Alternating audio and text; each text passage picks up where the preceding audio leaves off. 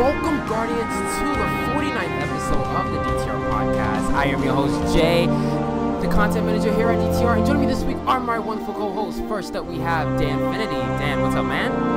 Hey, what's up, gang? How are you? Welcome. Next up, we have J Rambo 9119. What's up, man? Yo. Next up, we have Rathos. What's up, man? How are you? Salutations, Guardians. Our guest this week, well, we have two guests this week. First up, we have Lost Souls from the DestinyTruthCast. What's up, man? How you doing today? I'm doing great. Glad to be here. It's really cool of you to invite me on. Thank you. Welcome to the show. And then we have Buster Knuckle from the RNGCast. What's up, man? Welcome back. Hey, what's going on, guys? Thanks for having me. This is your third time on the show, right? Oh. Yeah. Nice. Three-peat. Throw your hats in the ring. There's my. Oh wait, the rink. I'm sorry. There was my sports reference and I boned it. I was Patrick. Yeah, he has been on the show the most. Nice. I think so. Where's my belt? Where's my belt? I think I'm gonna throw an octopus. It's in the mail with Jay's wig that he's supposed to be wearing right now. I'll take it. I'm telling you, every week he misses, it has to extend the duration. I'm sorry, it's just I'm waiting for it to show up in the mail so I can wear it. Dan, you're gonna buy it for me? Nah, man, I didn't say that. The onus is on you, boo-boo. Soon I will. Soon. You better have one before Halloween. Simple as that. For real. We'll see. But before we dive into the show, I do have a few announcements to make, guys. So you guys can find us on iTunes, Podbean, and the Google Play Store at Destiny Tracker Podcast. We do record the show every Friday at 8 p.m. Eastern, live on twitch.tv/DestinyTrack. If you guys would like to support the show, make sure to subscribe on iTunes and leave a review, and make sure to follow us on Podbean. I do want to say thank you to everyone who enjoyed our show last week with Mr. Neil Kaplan, and thank you guys so much for providing feedback on that show. You guys really enjoyed the show, so thank you guys again so much. We had a lot of fun recording that show with him. So again, just thank you guys so much. Next week will be our 1-year anniversary. So we are giving away a few copies of Destiny 2 on the PC. All you guys have to do is fill out the glean that will be in the description of this podcast. It's really simple. That's all you guys have to do. All right, so let's jump into our content creator Q&A. Lost Souls, man, I am going to throw it to you. Do you mind telling us a little bit about yourself? What do you do here in the community? Well, I started out just posting a lot on BNet, and in 2015, towards the end of D1, we got talking, decided that we wanted to maybe do a podcast and do something a little different instead of, we had a lot of, voices coming from big time streamers and YouTubers, and we wanted to kind of give everyday community that kind of voice and experience. So we made the DestinyTruthCast with the goal of having just everyday community members as guests. It's evolved over the years since. Now it's myself and Red Wing Girl 1999 that host it. She was supposed to be with us here today, but couldn't make it because of work.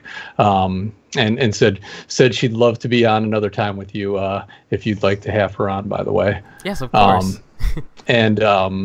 And she said, "Go Red Wings." Just wanted to throw that to some Penguins fan. Oh, God. Well, you know what? I still haven't got all the dust off of the rafters from this Console Energy Center. Well, now it's Pittsburgh Paints Arena, from lifting up the second banner, back-to-back champions. But life is hard when you're on top. Yeah. That's going to be an interesting discussion when she makes it on. But I can't wait. Yeah, so we've had on over 100 different guests now from the Destiny community. Most of them from Bungie.net, just like everyday Guardians. Just give them a chance to let people hear the voices behind the names people see when they read the forums every day. And yeah, so that's about it. Awesome. All right, Buster, you're up, man. Oh, I'm up? Okay. Yeah, I'm Buster Knuckle. I'm the host/co-host of the RNGCast. Third-time guest on the DTR podcast. I will keep that streak. So anytime that a guest gets close to that, I'm just gonna come on, not even ask. I'm just gonna like jump in and be like 4, 5, 6. That's just what I'm gonna do from now on. Oh my God, you're gonna Steve Martin them? Yeah, I'm a Titan main. Hello, I'm Buster Knuckle. I'm a Titan main. Nothing wrong with that. Yeah, I mean the podcast, the RNGCast. We're partners with the Destiny Tracker podcast and the Destiny Tracker network, and I mean, it's really awesome. I get to talk to the community. Like I get to meet a whole bunch of people. I get to be on a whole bunch of other podcasts because I think this makes hour 7 of Destiny podcast this week. And jeez, boy, I don't know if you can say I saved the best for last because I try to bring 100% in everything I do. But I'm going to bring the heat tonight. Nice. I hope you guys are ready. All right, J-Ram, you're up first, man, for our Q&A. Well, Buster, we know you already, so I think I'm going to switch over to Lost real fast. I got 2 easy questions for you. You want the really easy question or the easy but a little bit more difficult one? It's your show. All right. You lead the way. You have a dog, and I'd like to know the dog's name. I have 2 dogs, Pistol and Athena. Oh, and how old are they? Athena is 16. Pistol is going to be 5. That's awesome. Now, did you get this? Did you get the second dog to kind of get Athena's the older one? Yeah, Athena's the older one. Just to get her moving a little bit more? No, well, I had a third one, Tremonti. He passed 2 years ago, just before Christmas. So, yeah, they needed a little friend to run around with them. So that was Pistol. So now Pistol and Athena are best friends. That's awesome. My family, we not me personally, my dad and his wife, they rescue animals where I live. So it's always nice to see other people with animals. The 3 cats I have, they were all like adopted, so it's nice to hear stuff like that. So kudos to you. And the rescue thing, that's people should, absolutely. if you're going to get an animal rescue, both Pistol and Athena were rescues. Athena was abused. So yeah. Yeah. Awesome. All right. You ready? I'm ready. This is a good one now. If you can change one thing from D2, what would it be and why? Ooh. If I could change one thing from D2, the very first thing coming out of the reveal event, and everyone was going crazy, and it was so awesome, and everyone sitting there, we went nuts when they showed Zavala and the bubble, and but we came out of it, and the first thing we talked about was 4v4. Oh my God, they're going 4v4 across all PvP. And for us, I played Destiny mostly solo for the first year and a half. I met Red Wing Girl, started playing with her and her friends. We have a clan now and just raided all the time. And we'd go from raiding into PvP, PvP into raiding. And we knew immediately that it was going to really affect how we play the game, everyone's friendships. And it has. I mean, it's just, 2 people are going to get cut or, whatever. And we'll kind of sit there and, try to rotate with the little PvP we've played. But, we were talking a little before, and we'll get to it, I think, later about the social experience within Destiny and how huge it is. But that right there just has had a huge impact, just with that not being able to carry that full team. And it's really kind of broken up how people play together and that social experience. So that'd be the first thing I'd change. All right, awesome. Buster, you ready? Sure. Fire away. All right. I saw your dog. What's his name or her name? Her name is Bella. And that dog is in love when you scratch its chin. Yeah, she's my support dog. So that's awesome. She's nice. Whenever you see her come up to me, if I get really loud and like super excited, you'll see her just come up to me, and that's just what I do. That's awesome. All right, you ready for your question? Fire away. If you could bring one thing from D1 into D2, what would it be and why? Oh, man. That's a good question, isn't it? That is a good question. and it kind of, oh man, it's going to go right into one thing. If they came to you and said, Buster Knuckle, we got the time, we have the money, we have the resources, you could pull one thing you won from D1 and drag it, copy and paste right into D2. What would it be? Prison of Elders. And why? I am admittedly the PvE guy, and I had a lot of fun in Prison of Elders in D1, and it kind of makes sense because now I guess someone data mined that there is Prison of Elders emblems and stuff and tokens in the code for D2. So we might be getting that sometime in the near future. So I might be getting my wish, but I've had a lot of fun. I did a lot of PoE grind. It just, I mean, that's what I do. I grind on everything. Yeah. I'm the Grindmaster General. 3-time guest. 3 times. All right, thank you. Appreciate it. I do want to say one thing about the PoE. I hate to be that guy, but Cosmo did come on Reddit and say that they have no plans of bringing PoE into D2 in the foreseeable future. Sadly. The first cut's the deepest, Jay. I'm sorry. I'm sorry. It's. We'd rather be upfront and honest with you than keep you in the dark. Yeah. Yeah. No, I appreciate I'm all out of faith, and this is how I feel. Torn and I'm afraid, lying naked on the floor. All right, Dan, you're up next, man. I just have 2 questions for both of you. It's the same question. All right. All right, it's the same 2 questions for both of you. How many hunters do you run? Go ahead, Souls. I have one of each class. Okay. All right. On how many consoles? I was on 360 and Xbox One for a little bit with Destiny 1, but I'm just on Xbox One now. Okay. All right. You, Buster? No hunters on PS4. Oh my God. All right. Which faction did you represent during the rally? Oh boy, this is gonna get me yelled at. Go ahead, Souls. You go ahead. I'm proud to say I ran Future War Cult on my Hunter, Future War Cult on my Titan, and Future War Cult on my Warlock. I'm Good so answer. proud of you. Yes. I'm so proud of you. All right, Buster. Come on, let me down, buddy. I mean, if you guys listen to the Destiny Lorecast about the new Monarchy, you would already know that I'm a new Monarchy faction member. Well, I rep New Monarchy. You can't argue with me. Listen, that Dead Orbit Scout Rifle was garbage. The Dead Orbit Scout Rifle was garbage. Okay? So the Jay, shaders automatically go to New Monarchy. And Future War Cult, yeah, the Pulse Rifle was nice. But let's just be honest. you can let Buster off the call now. That's all I need. Oh, I really wish Future War Cult would have won, because that pulse rifle looked good. They were in last place. Don't they have like 8 different versions of it, just with different colors? Oh, burn! J-Ram. I swear to God. It's the truth. You can't argue back. You're right. I can't. It's a pill. It's a shit sandwich that we're all gonna have to take a bite out of. Can I say that the only truth was the true prophecy?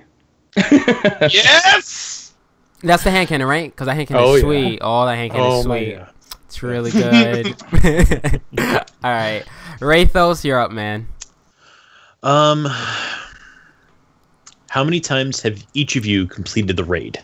Ooh. And what is your personal favorite and least favorite encounter in said raid?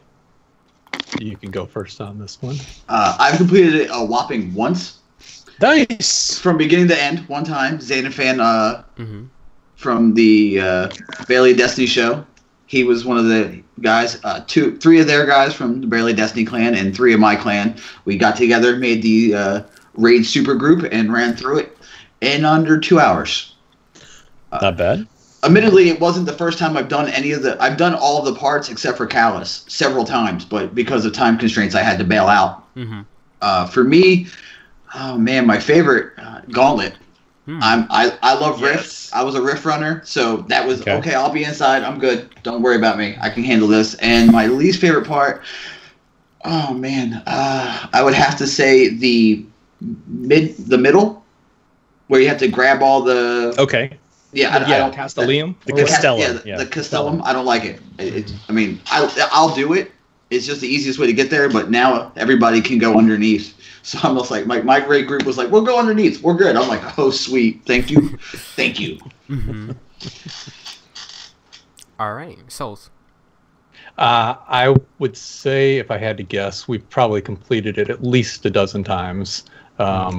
we run it a lot and try to get other people through once we're done with our characters.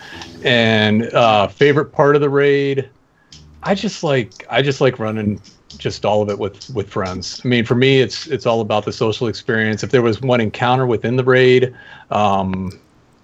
probably the Gauntlet or Callus. The Gauntlet's probably the most challenging for us, especially on a Warlock. It's hard to floof around the course. I did make it once out of all those tries. Least favorite would be just probably just the way they've done the rewards in it. There's nothing I really dislike about the raid, except for how they've handled the rewards. I think that needs revamped. Agreed. I agree. Agreed on that. Yeah. Yeah, I definitely agree with the raid loot table is just junk right now, and I'm going to be running some people through it tonight, getting them their chests from the underbelly. So I hope the best, but I don't keep my fingers crossed anymore. Let's just say that. There's a loot table. Yeah. Well, it's I kind of thought it was a bunch of telling when- tokens that you turn in. That's what it's It like. feels like a bunch of tokens. It feels like a bunch of tokens. It truly does. This game has a bunch of tokens. I mean, I've gotten the chest. I got the rocket launcher. I don't know where you guys are at, but I'm living really well with my RNG right now. I got everything. I'm gonna say that RNG thinks it's medieval times, and I haven't seen anything aside from a sword. And that sword is dope. That sword is good. That sword is really good. You know what I have to say about medieval times? What? You should always bring forks and knives to medieval times because they make you eat that Cornish game hen with your hand. Hey, that is some good food. It is Okay. good. It is good. And a good show. Anyways, go ahead. So one question I do have, how do you guys feel about the replayability inside the raid where the sequence changes every week? Souls, I'm throwing it over to you. I like it. I thought it was very much like World of Warcraft, kind of with Wrath of the Lich King, and that whole, you could go into the different areas of that raid, play it how you wanted. So you're kind of beholden to a different path each week. You can't kind of pick your own, which I think would have been cool as well. But I like that it mixes it up. It feels fresh and different every week. All right, sweet. Buster? I like it. It was actually quite a big surprise when, I played it the first week it came out, got through 2 events, and then had to leave. Then the next week, my clan called me up and was like, "Hey, we're getting back in." I'm like, "Cool. All right, let's go." And I ran to this side that I remembered running to, and lo and behold, it was opposite. And, that's an interesting fact. I mean, I like that they kind of keep you on your toes. I dig it. I think it keeps the raid fresh. The only thing I don't like is waking up at 5 a.m. and having to tweet it out, the sequence. You want me to do it? I mean, I can do that at 2 a.m. my time. Do you have to do that by yourself? Yes. I wake up 5 a.m. every Tuesday and Friday for Zur and weekly reset. Because we don't have a roadmap. Like, for month 1, it was easy. So I was able just to create, like, a scheduled tweet to go out. Now I have to wake up 5 a.m. You gotta follow the raid. Make sure that like this right for everybody. Yeah. All right. So here's a question, real Yep. quick, regarding the raid. To our wonderful guests, prestige mode. It's coming up. What do you think are the tweaks that they're going to throw at us? We should definitely talk about this. All of us. Yeah. Yes. Oh, man, Well, first? the elephant in the room is that everyone doesn't want to say is timers. So Right. 8 Please, dogs. Bungie, no. 5-minute dogs. Heck Oh no. my gosh. I feel like Gauntlet will have a timer. I feel like that encounter seems like, no? Nope. I can see Gauntlet with a timer. Gauntlet's the only one that you are already kind of timed on. Yeah. And honestly, I know that, you have Dogs has its, 3 tries in the safe room, but all of us have gotten down to the point where it's like, oh, hey, 1 or 2 phase dogs, no big deal. And I feel that Gauntlet itself, it's the only one that you really can't put a limit on because, hey, you have to run the course. And if you're not running fast enough, it's a wipe, guaranteed. But I don't think they're going to throw a timer on it. On Gauntlets, I can see them forcing you to change runners. Yeah. I could see that. I can also see I've seen some people where they have one person on each plate, you know, and then like when the runner comes, like you know, dogs middle. So one guy shoots up top, one guy shoots down low, right? And then what ends up happening is they don't step off the plate. They just kind of like look to the left, you know, and then do the other one when it's their turn. Yeah. I could see them you're only allowed 2 people on a plate at a time. Yeah. Which is, I mean, that's the way we do it now. We split up our team 3 and 3, and then they move with their runner. So I mean, if that's what it is, if that's what the challenge is, it's going to be easy for us. And we've been practicing that. That's my guess, though. That's challenge, but not prestige mode. Because okay, yellow bars. Prestige. That's what it's We're kicking it up the bar. Yeah, it's gonna be yellow bars. Yeah, Because it's gonna be like Crota. Yep. Yeah, Dan. Sorry. What if for prestige they actually include modifiers like the strikes, like Nightfall? Okay, so they're gonna add a timer. Yeah. Well, or timer and or then prism, or something along those lines. Attrition. They won't. Momentum. Nope. You don't think so? No. It's there's gonna be harder enemies. Dan, I think you said 8 dogs. I can see that, but even that's simple. Yeah.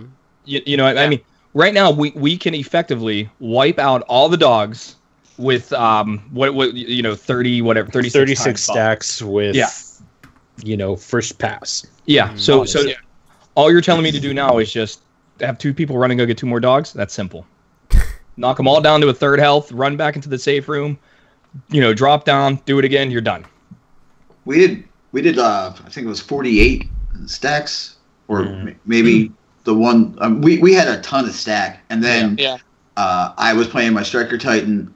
My dog I wiped with 2 pulse grenades, and then I just left to go help. Yeah. I know. You can, as a Striker Titan, you can do that on a stack of 36. Yeah. I think the most we ever got was 60. Yeah. Well, I think we might have had 60 because one of us got caught at the end, and then I just threw my grenade. I threw my 2 grenades, went to go help, and I just had sweet business with the Actium War Rig. I dumped a whole clip into another one, killed it, and then I smashed the 3rd one. And I'm like, I killed half the dogs by myself. This is ridiculous. It's simple, right? I mean, I think for prestige mode, the dogs are going to be armored. Yeah. Because those dogs aren't armored like all the other war beasts. And could just picture how dope it would look with them, like the royal armor on. That would just look, you know, aesthetically it would be cool. Plus, you know, give them an extra stack of health or make them, you know, more hefty. For the gauntlet, I mean, I actually think it's going to be rotating runners. Like once you pick up the, I want to say spark. Once you pick up the spark, you have a debuff that you can't pick it up again. Challenge mode, I think, because the emblem's called 2 men enter, 1 man leaves. I think the first one across the finish line locks the door. So the person inside might have to keep running the route until he can get out. That's interesting. So if you think about it, so like dogs and sun, you know, let's say the sun rips through and then goes. Everybody still has to stay on their pillars to keep shooting to let him out. So it's basically 2 rotations at a time. Question. Go ahead. Are you talking about for challenge mode? For that to be challenge? Yeah. Or prestige? Yeah. Because would that be Prestige, changing the mechanic though? Because for challenge mode, it's not. They don't change the mechanics. Just a different way to do the fight. And that's where he was saying you have to swap out your runners. You have a debuff on you where, hey, I'll run through once and then I can't run through it again, so J-Ram has to do it. That's what he was saying. In all fairness, Jay's right. We're jumping the gun here. He's talking about prestige mode, and we're trying to figure out challenges with the challenges. Right. Yeah. So I want to know. My apologies, Jay. No, it's fine. No, but we're supposed to stick on the task. So it's prestige mode. So yellow enemies. Yeah, I think it's just because in the TWAB, because we didn't get to talk about the TWAB last week, they basically said not really mechanical changes. It's going to be harder enemies. Yeah. I don't personally like that. I was gonna say in the gauntlet, it's gonna be the course is gonna be harder, higher ledges, sudden drops. Maybe the ledges adjust as you're jumping. I can see stuff that. like that. Yeah. Or like, for example, like say you're running and it's middle center. Mm-hmm. That's the only one you could jump through. Mm-hmm. Period. Like that's it. It forces you to grab that spark, and which is what they want you to do anyway. But now in the regular, I can skip a spark and still make it in time. You know what I'm saying? Like I can, it's pushing the gun and it gets a little wonky sometimes. But if I need to, I can just go, oh crap, whoop, and keep it moving. Yeah, but I think challenge mode is going to be the 2-man rotation. Like one person the first person across the line gets to slam it in the elephant trunk, which is all over that, which is all over that raid, by the way, elephant trunks. The person stuck inside is going to have to, everybody's going to have to stay on their post and just keep letting them out. Yeah. Which is going to extend the time, the time inside that gauntlet substantially. I have a feeling that when it comes to the gauntlet, they might add additional scions. Because I'm normally around, and other people are outside, and you go through that one gate. That person has to go punch their scion and come back. Mm-hmm. Yeah, I have a feeling they might add an additional scion for that. Like on top of the pillar. Yeah, that's possibly. That's my thought as So you well. have to bang, They'll add bang? that second scion and Yeah. So let's talk about Callus. Like, what can they do for prestige mode for Callus? I think just drop more enemies into the throne room for the 3 people out there.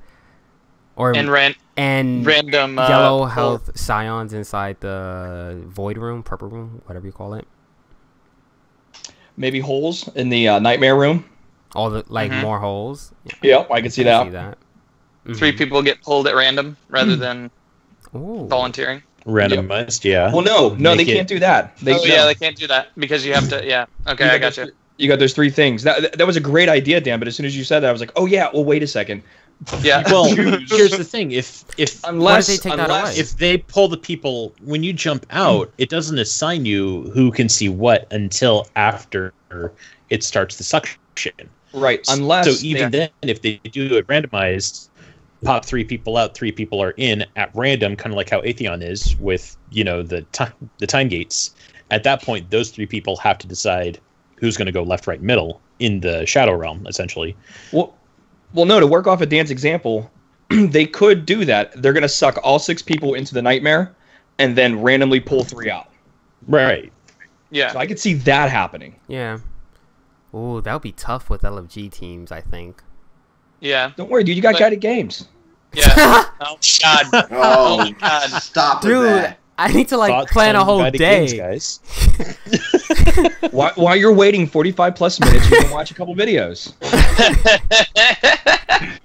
Go watch a walkthrough of 3. Guys, that whole situation, I know a lot of people are pissed off about it. Here's what the problem is. There's not enough people helping. There's not enough guides. Yeah. The people are there. They need more guides. Well, have you been a guide? Yeah. Oh, the one time I was in the guide group, it was absolutely painful. Oh no, we had a great experience. How does it say that you need to have be able to communicate? You need to be able to chat. I understand that, but the one guy we had did not have chat. He couldn't Who the fuck out? And but you lose rank. Who cares? Is it that important? Not get dropped for a week? Yeah. I only have 6 people in my clan, brother. We have lose drops. But so hold on. If you get it.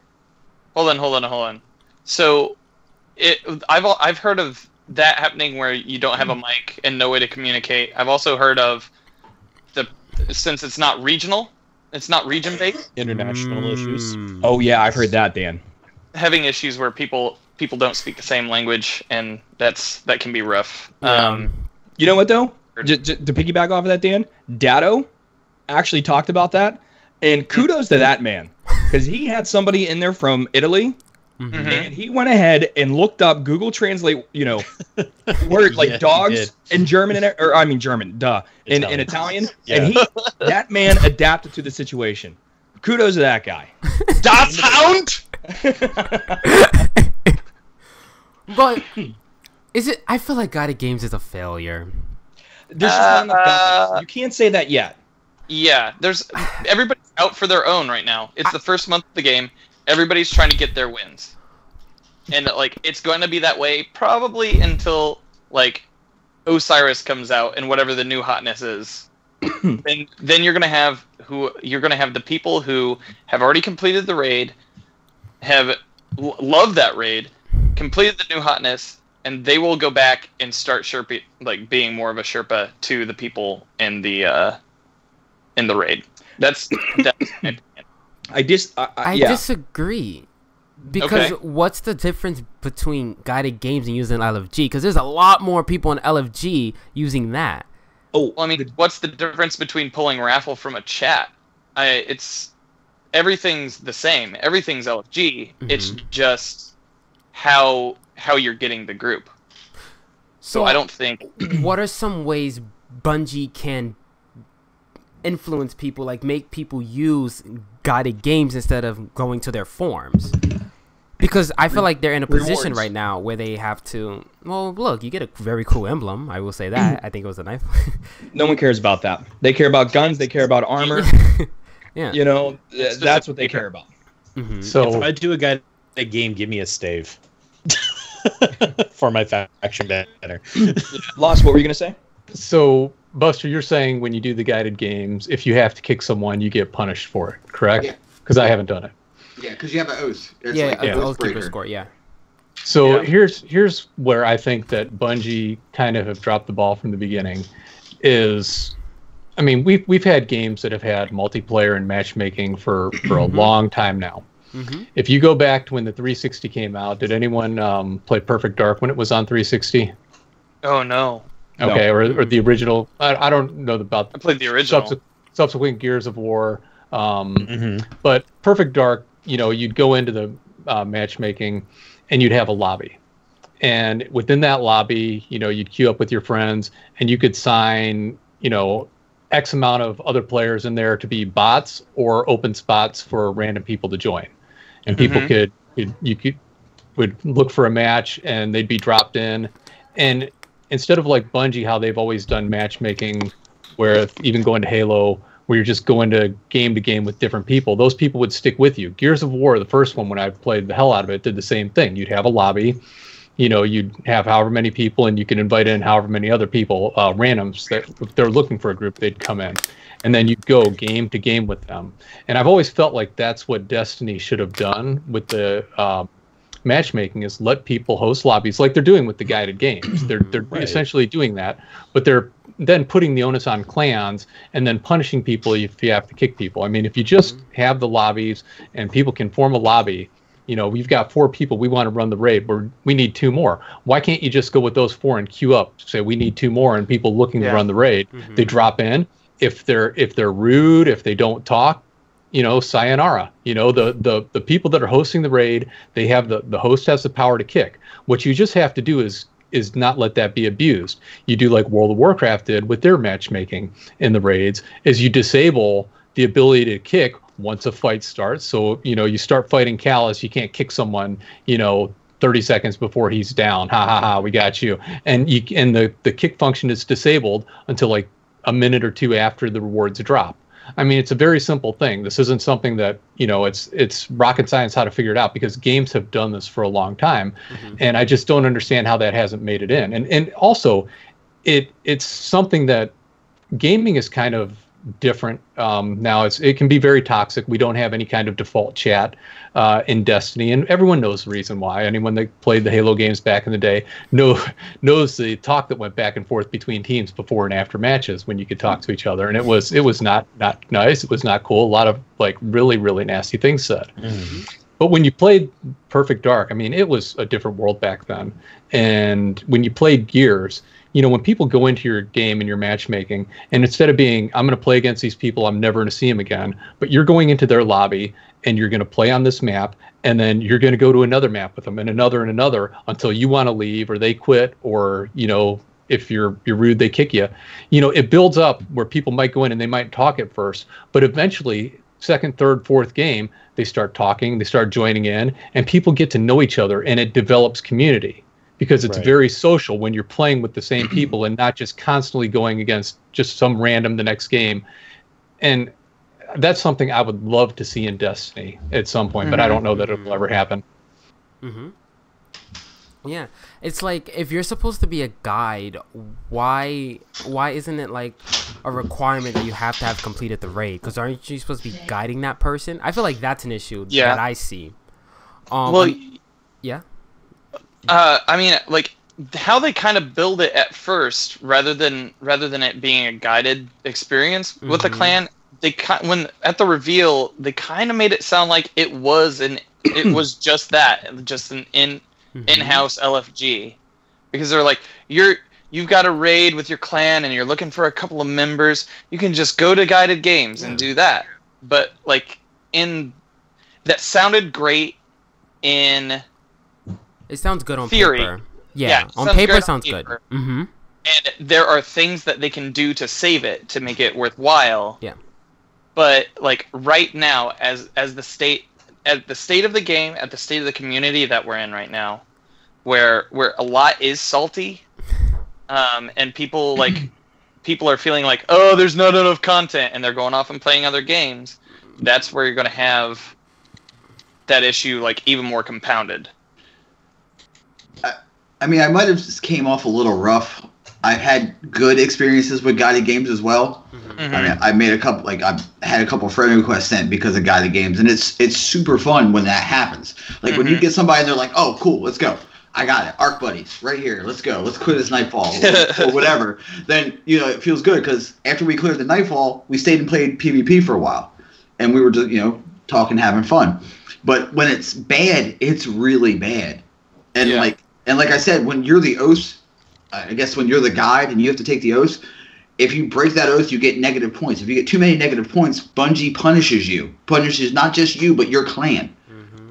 Yeah. So like for me, my clan's only 6 people. We have a raid clan. That's what we do. That's what we are.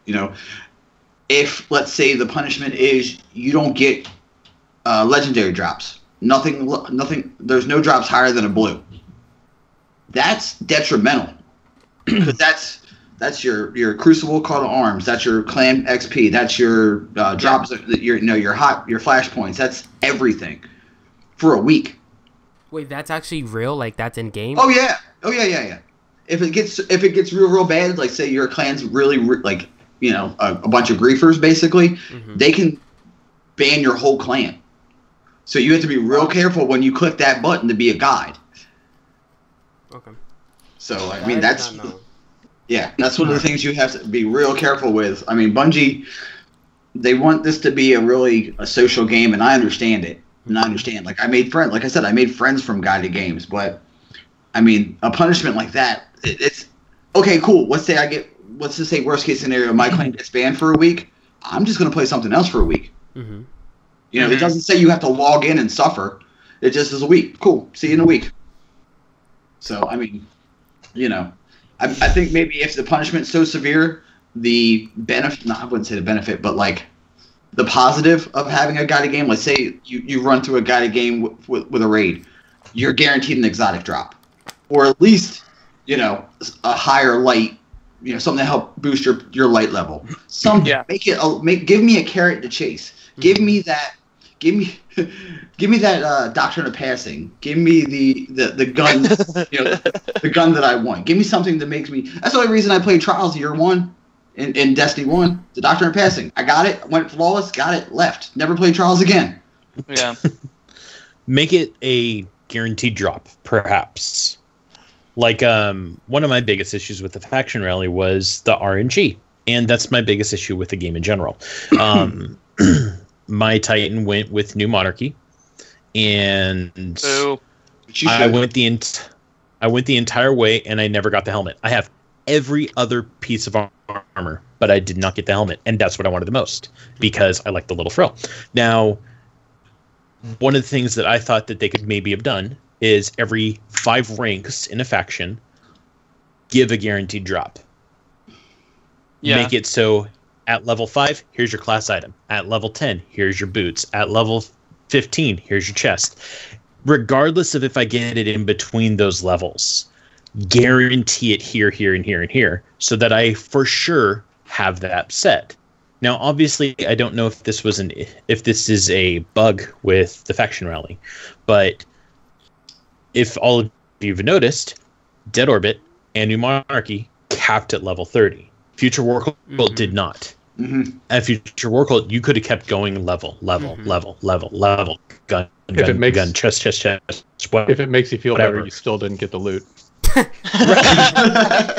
I went to level 50 on Future War Cult on my Titan, and I never got the chest. Dang. Right. The RNG is atrocious. Yeah. But make it so that, hey, every 5 levels, you're guaranteed something that you haven't gotten before, or even if you have gotten it, here's your guaranteed drop at this particular level.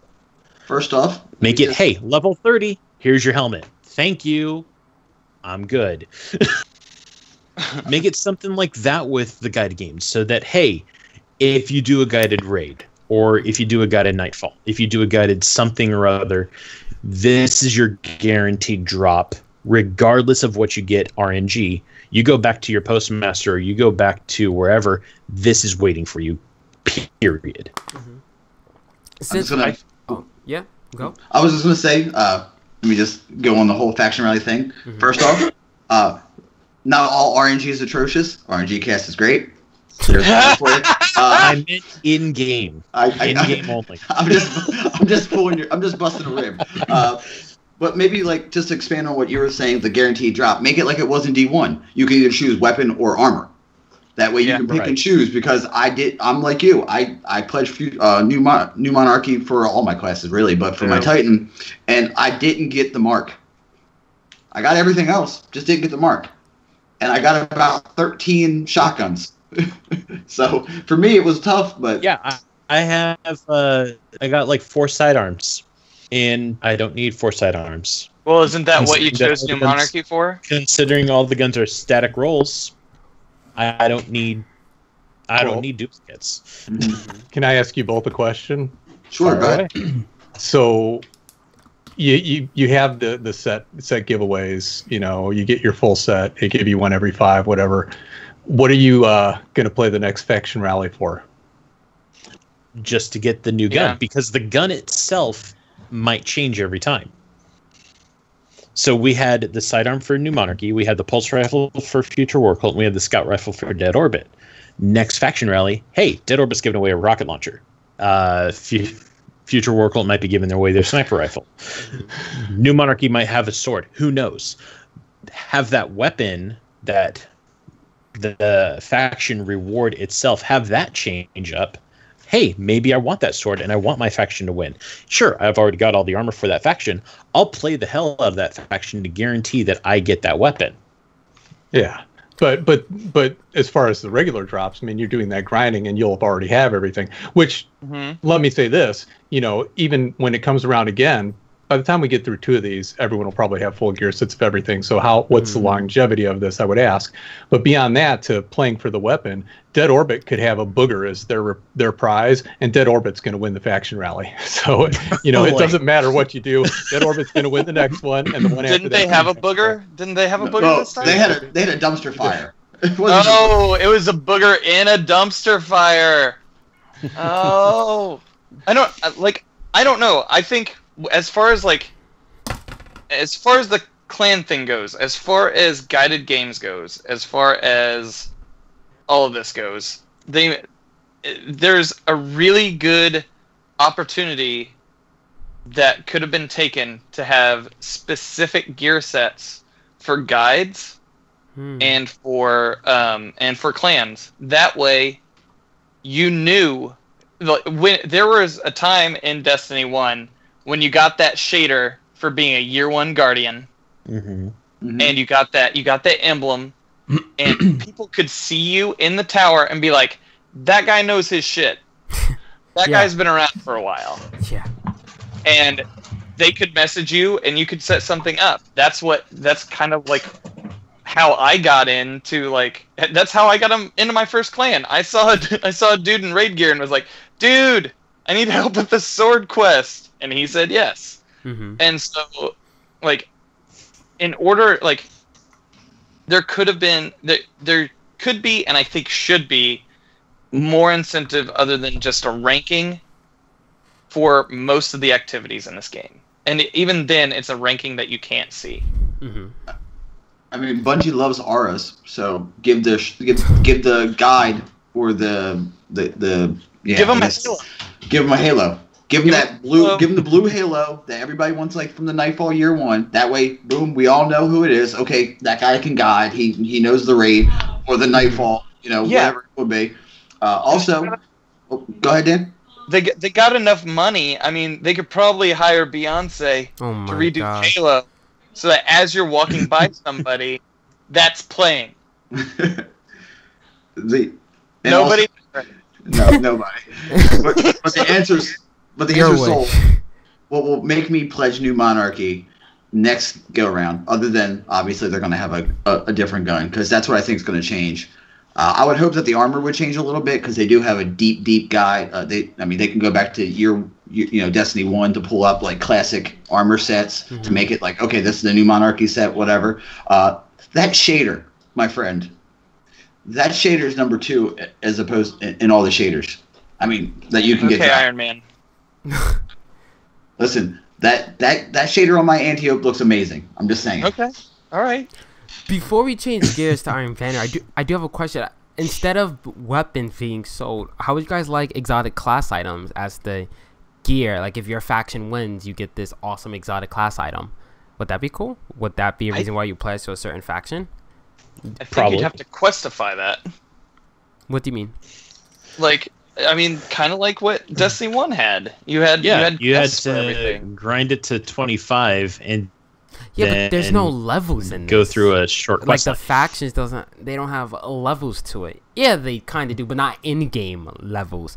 So, is there a reason to get to level 25 or level 10 faction? If it doesn't show up in game, why give it a quest? Just have it drop as a faction reward. If your faction wins, boom, you get this exotic class item with a special perk. Mm-hmm. I like that idea. Will that ever happen? Maybe I don't not. know, Jay. I don't know, Jay. Make it an exotic transmetafet. That's what I was going to say. Yeah, transmetafet might work. You drop in Dead Orbit and it's just like, here's the DO sign, or New Monarchy. It throws up the 3 lines. Something along those lines. Maybe Future World it shows like racing stripes. Mm-hmm. I don't know. But have it so that it's more than just, oh, hey, here's a flashy hit piece, or hey, here's a banner that, we all have the emblems. It's they're not seen unless if you're in orbit meeting up with people, and that's kind of about it. Yeah. I mean, you'll look at your roster. There's a whole bunch, and very rarely you're like, oh, I haven't seen that one before. Okay, it's they're not as flashy or important as they'd like them to be. In D1, they, like Dan was saying, worked hard and you got, oh, hey, that's a year 1 player right there, or that's somebody who's gone flawless. They had more meaning instead of. I agree. They're kind of dropping with RNG.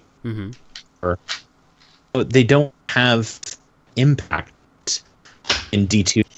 But, you land in the tower and you see red flares shoot up, and here loads up a Titan, and like New Monarchy is like, ding, it's around him. Everyone's going to be like, that's Buster Knuckle. That's him. Yeah, you're right. Just saying. What about ornaments? Some kind of, we had ornaments and they've come forward for the weapons, but, maybe something with the armor, where to show, even with the raid, you Sherpa people through, and you do that like 10 times, your clan gets a special ornament that you can put on your gear set, to show that. Yeah, something like that. Or maybe even along the lines of, something that's easily visible. Maybe, your name changes when you're in the tower.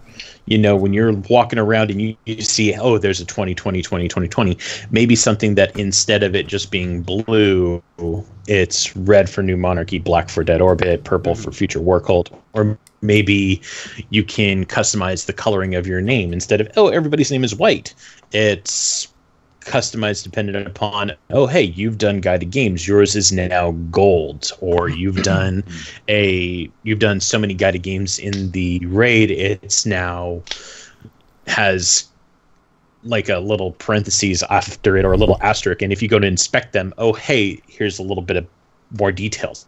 Something else. You know? Mm-hmm. All right. So Iron Banner's back, guys. It's back. Lord Silent is back. Heck yeah. I don't think he remembers what happened in Rise of Iron. I don't think he knows we're Iron Lords. That's just my opinion. Yeah, so he's back. It's 4v4 control. We got a new map. Shores of Time is back, remastered. I think that's one of the best maps in D2. My opinion. It feels good. It's one of the best maps. I can't even say I'm excited for Iron Banner. It's what? Come on. It's fun. Just grab some friends. Just play. 4 friends. Oh, three other people. Okay. Well, hey, at least you have friends. There's a bunch of blueberries that I've seen in the Iron Banner this week that have no friends. And I've been like, come over here, big guy. That's right. Now hit him with the tractor cannon. And then that guy goes across the room. That's pretty awesome. All right. J-Ram, I'm going to throw it over to you, man. Whoo, you want to start with me? Iron Banner. Come on, I'm like Captain Salt here. No, you're not. All right, here we go. You ready? Iron Banner. First things first. The map, the distance, whatever map that everyone's complaining about because it's back. I don't care. I think it's a good idea. Yep. PvP maps do this all the time. So why should this be any different? Okay. I like the fact that it's kind of D2ified. You know, it looks like it's a Nessus map now. Totally cool with that. Number 2. Dan nailed it. Iron Banner's fun with friends, but if you're solo, it's gonna suck. Good luck. Yeah. Okay. 3. Lost nailed it earlier. 4v4 is what it is now. It would be nice if it was 6v6. Oh, Rathos, you said it earlier. The tokens. I shouldn't have to play Iron Banner and get tokens. Yeah. The previous Iron Banner, after every single match, you had that chance of getting a drop. Now you don't get the drop, and then even if you do turn in the tokens, you're not guaranteed a piece of armor or a gun. You might get something that's Crucible related. You'll get a shader. Dude, Congrats. I hate that. There you go. Yeah. So this has basically boiled down to, number 1, if you don't play it with friends, it's going to take you a shit long time. If you're playing the game correctly, we'll get to that in a second.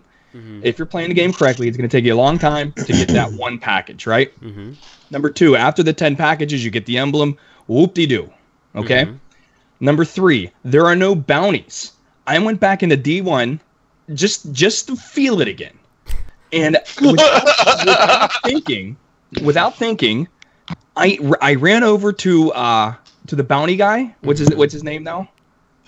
In D2? I mean, in D1. In D1? Yeah. I went right there to grab my bounties because that was one of the things that I really liked doing in D1 was grabbing the bounties, go ahead and making sure I'm getting my critical kills and all that stuff, and that got me out into the world. That's just me though, okay? Now there's no bounties or anything, and you don't even know if you're hitting the milestones unless you're actually in the game and you have to pull out your ghost, and then you have to wait 10 to 30 seconds for the challenges to pop up on the right-hand side. The actual design of this, although it's Iron Banner, is garbage. It's not that great unless you're playing with friends, and then you are literally stomping people. You might hit that one crew that is also running teams, and you might get beat, or it might get really sweaty, and that's really the only time it's kind of enjoyable. Now, I don't know about you guys, but I love being on one end of the boomstick, which is the one swinging it, not the one being hit. Okay, that's just me. Oh man, like that. Like G-Ram's the math guy, so he's going to appreciate this. Doing the calculations, you need 40 wins. Yes. To hit 10 ranks. Tokens, or 10 packages. Yeah, to reach your 10 packages, because each win is 5 tokens, and you need 20 of them to reach a rank. Rathos, people are literally going into Iron Banner and just completely jumping off the edge, dying real quickly because it's faster for them to lose than it is for them to play it legit and win. Right. So because if you lose, you get 2 tokens. Right. And you can actually hit the mercy roll, right? Which if it kicks in, it should kick in. What mercy roll? Are you sure it's in the game? Are you sure it's in the game? I don't think it's in the game. No, it is. It is. The one team has to get 60 before the other team can get 10. But the problem is sometimes the server doesn't update quick enough. So even though it's at like 60 and 7, you may get those 3 kills within that short amount of time where the server catches up and goes, oh, it's 60-11 now, or 60-10, no mercy roll. Yeah. So then you got to sit there and you got to play it till the end. So teams are, I don't know why they're doing it. I don't know why people would want to go in and just die. Okay? And there has to be a reason. There got to be a reason why. And maybe it's because they realize, all right, the RNG is garbage. The tokens is a great secondary ranking system. It should not be the primary system on how you get gear. It should be a secondary. Okay? And because of that, they're just like, you know what, piss on it. We'll just do this for an hour or 2. We'll get our packages real fast. If we get the gear that we get, fine. If not, I'm not sweating it because it's not that great anyways. If this game is supposed to be casual friendly, I don't think Iron Banner is casual friendly at all. Because it takes a while to get a full armor set. And again, going back to... And you don't even know what you're getting. Yeah. I feel like the token system, since they are tokens, then you should be able to use those tokens to buy stuff from the vendor. If it's one of the tokens, I'm sorry, Jay, go ahead. Come on. And also, there's no power level advantage. I could care less about that. This whole, I don't even know why it's in the game. No, that's why I'm bringing it up. It's to get you. It's to get you from activity, and then like it's like a punch card. Yeah. Oh, Dan. I'm sorry. I thought that was my mic. No, the power level is nothing more than a punch card. Yeah, it's and it never makes you feel stronger. It only makes you feel weaker, which sucks. Yeah. I mean that's I just don't that would be if I was the guest and you would have asked me what is one thing I can pull from D1 into D2, and I know I'm going to be on the minority on this, I would have brought back year 1 ranking systems on how you ranked up because I loved it. I loved grinding the raid for these shards, right? Applying it to my gear, and then the first thing I would do when I would hit like that one node is I would go, okay, when I'm in the Cosmodrome and I shoot a drag, I get 100 critical points. Now that I filled in that little node, I'm gonna go right back in there and see how much more powerful I am, and then I shoot him and you get like 148 or 150. You felt stronger. Yeah. Now it's not that at all. In fact, listen, I'm not gonna, give the YouTube people. There's plenty of videos out there that go over this now. You can go into the raid with a 305 Scathe Lock and go right back in with a 270 Scathe Lock, and you are literally doing the same exact damage for body and critical. It's just, why is it even there then? Yeah. What they should have done, and I can't believe this hasn't happened, is using all those adventures that everybody skipped because they were too busy playing the public events just so they can get into the raid. Use those adventures as a way to get into the raid. Like, oh, did you do the adventures on Nessus? Because I don't know if you people know, the adventures on Nessus explain what the hell the Leviathan is. Yes. Yep. They completely dropped the ball on that. Yes. I mean, it's like the answer is staring you in the face and you consistently pick the wrong one. I don't get that.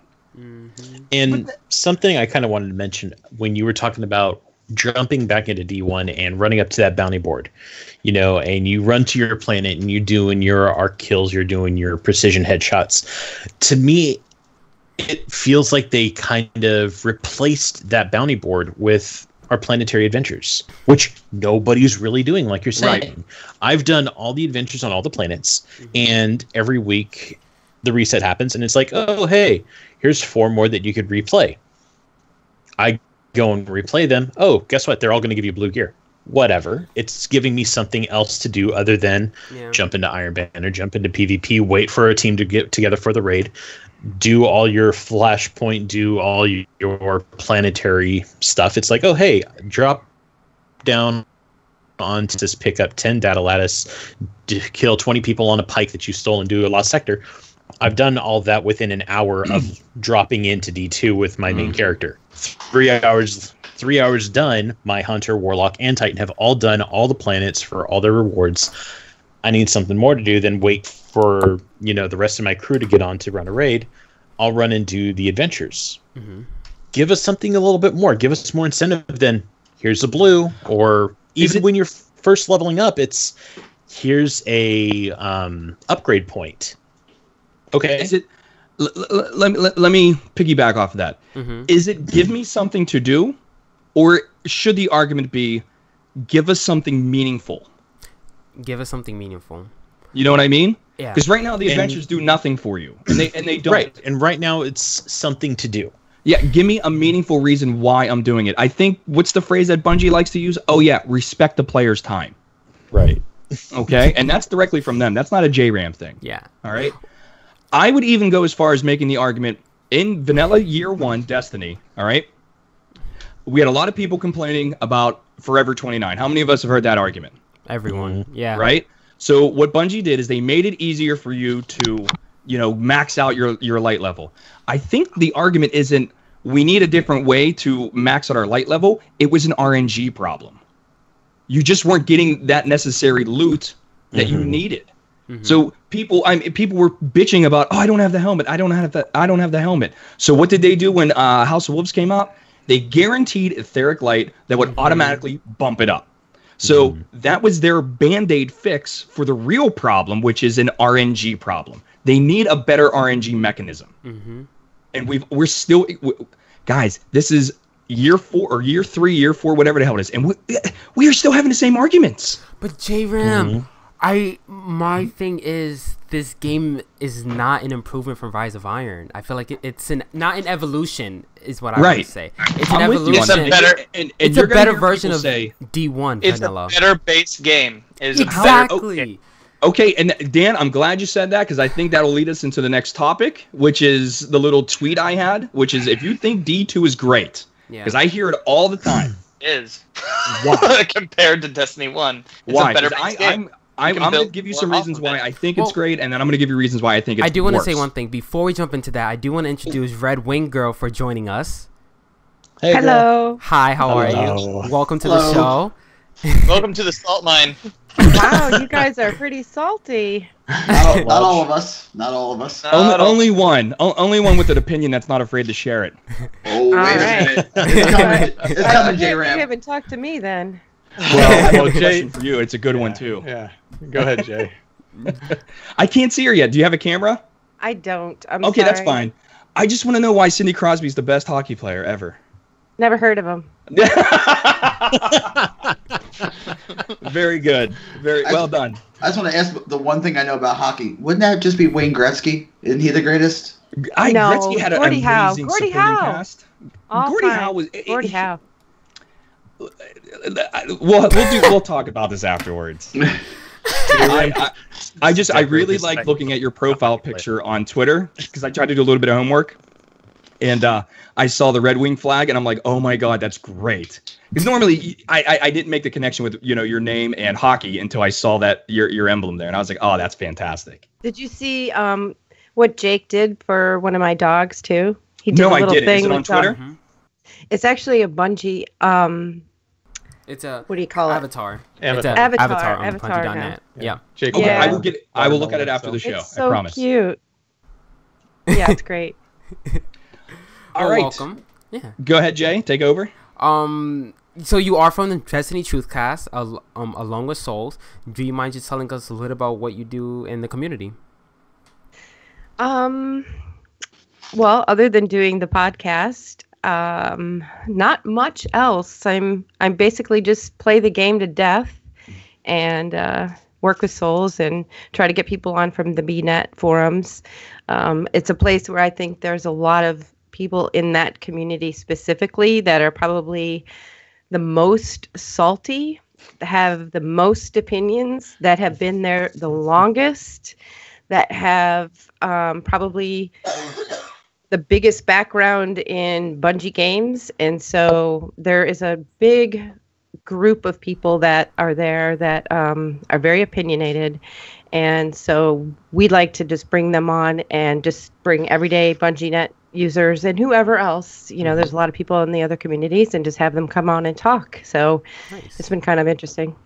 Sweet. All right. So yeah, let's resume the conversation. J-Ram, let's go back to your tweet that you had put out. I put out a tweet, and I realize, and here's the math coming out inside of me. I hate it when I see people put like Twitter polls up, because they're garbage. Like, your sampling technique is incorrect and everything and all that bullshit. However, I posed the question because, I got some followers, like 5. And You are a I'm very okay popular with them. guy. in listen, my I'm book. fine with that. I don't lose I sleep think over that. 4 of them are here, J-Ram. Yeah, 4 of them are here. Red Wing Girl she hasn't accepted my friend request yet. Give it time. Give it time. Anti-Pittsburgh. But anyways, the question was simple. I hear podcast people all the time tell me Destiny 2 is great. Destiny 2 is better than Destiny 1. And the question's simple. Why? Why do you feel that way? So far, and I've done tons of research from, My Name is Bife, to More Console, to Patrick Casey, to the Destiny Community Podcast. I mean, all the heavy hitters that I think are kind of like these people that others look to when it comes to Destiny 2 information. Not one of them has ever put out a video on why it's better, or even explained why it's better. So that's my question to the community: is if you think it's better, just why? Because I'm genuinely interested in what people think. So, Lost, why do you if you think it's better, why? Destiny 2, I think that there are things that are better, and there are things that have gone backwards. I don't think it's something, everyone always wants to define something as one thing or the other. You're this or you're that. You're a conservative, you're a liberal. We have to put labels on everything. Destiny, it's better, it's worse, and it's, things can be better, things can be a step back. Destiny 1, it started out as a game that we all thought was going to be this epic space adventure where we could travel everywhere, go as far as the eye could see, and it turned out to not be that game. It evolved over the course of 3 years. They added things that the community asked for, some things they didn't, and some things improved, some things not so much, but they built this thing up. Destiny 2, it's kind of the same thing, I mean, we have the new classes, new abilities, the new way we do guns, the new economies, and it's a beautiful game. The worlds are incredible. The patrol is just so much more just full with the lost sectors and everything that's going on there. The public events, especially when you get them heroic, is probably some of the most fun you can have. There was nothing like that in D1. I mean, that's a huge step up. The campaign, even though you can't go back and really replay it, which is kind of odd. Yeah. It was incredible. The last 5 or 6 missions were the best I think Bungie has ever done. But then we were talking before, the social, on a social level, Destiny 1 became something really incredible and really magical because of the way it brought people together. But again, we talked about this, Jay. You were kind enough to come on and talk to us on the TruthCast earlier in the week. And, D1 succeeded kind of in spite of itself. There wasn't any built-in communication, no real matchmaking of any kind. The default was set to chat off, but community came together and they created all kinds of sites, forums. Cosmo did the Reddit community. There's all the podcasts that have popped up. There's sites like the 100.io that brought people together, and it became a really incredibly social game. But to me, Destiny 2 has kind of slid back. We talked about the 4v4 and how it breaks up natural teams. And so, I think there are things that are better, and I think there are things that are worse, and I don't think you can really quantify. It's a game that's going to grow and it needs to improve, and that's why we're here. That's why we do these podcasts. That's why we talk to people in the community. That's why hopefully we go on to forums and offer our opinions, is to say, hey, this is what you've gotten right. This is what maybe you've gotten wrong and needs to be better.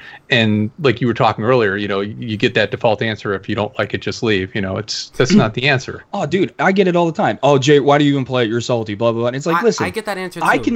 I can love something and still be extremely critical of it because I want it to be better. And there's nothing wrong with that. But for me just to sit here with like shaders on my eyes and go, "Oh, the game is great. Yeah, there's nothing wrong with it." I'm lying to myself and I'm lying to everybody else.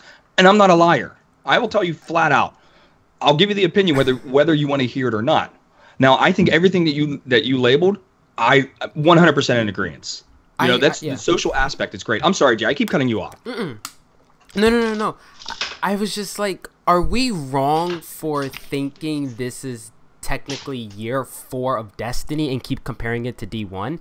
Because they did say it was a reboot, though.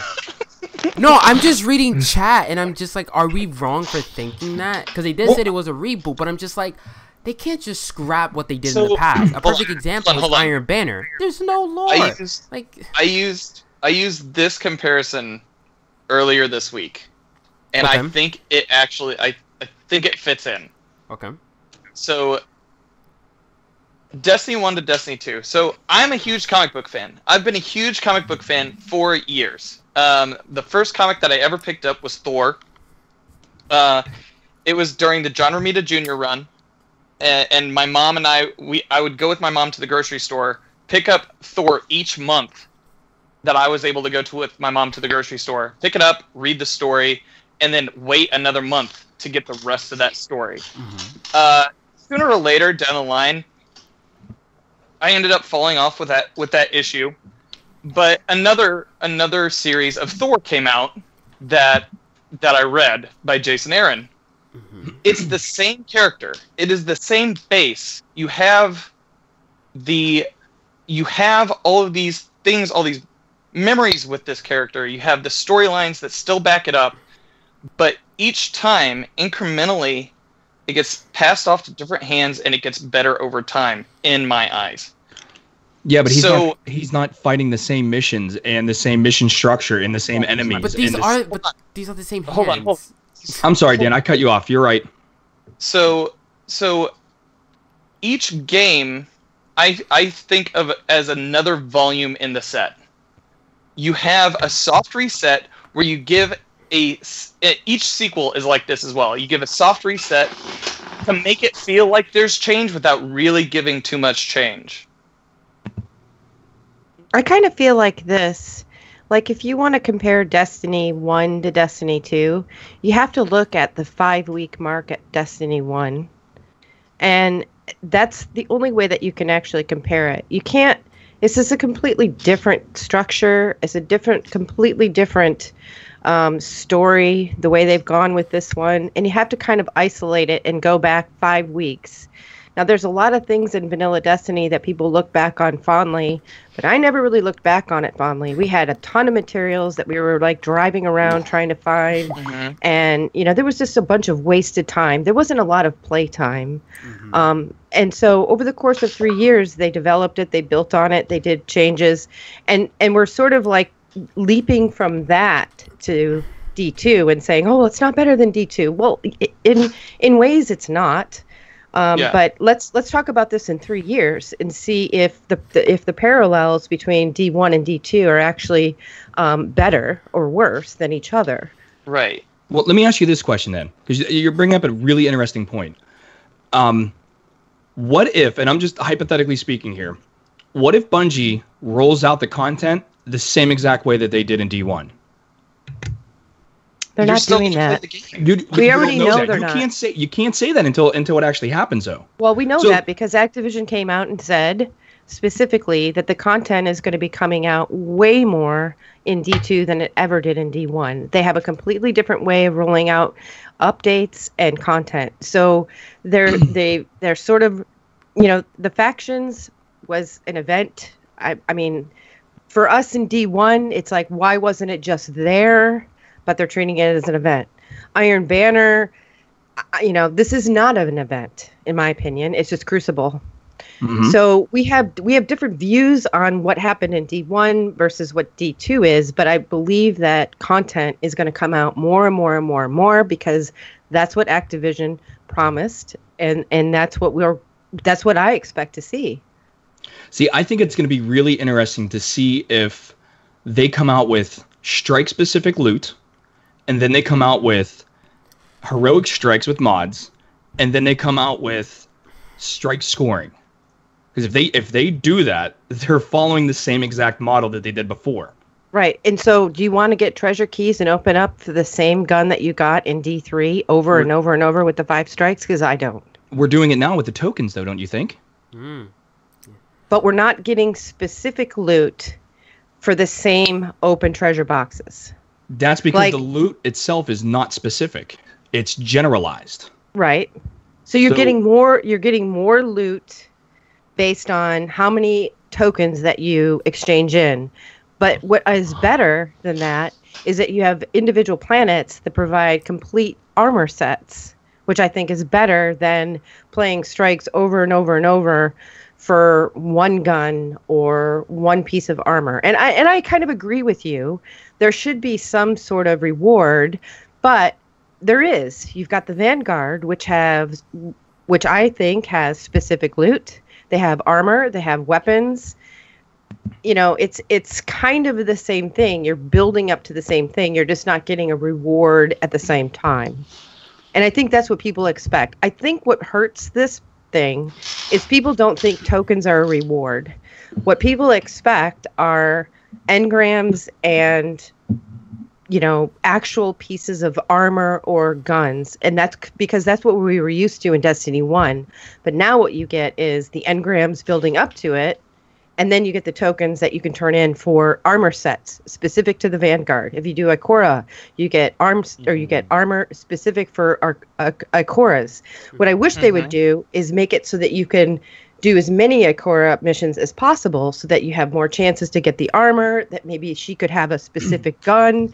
You know, they need to sort of expand on her and, you know, the Vanguard aspect. And then they need factions. They need to bring factions in. Yeah.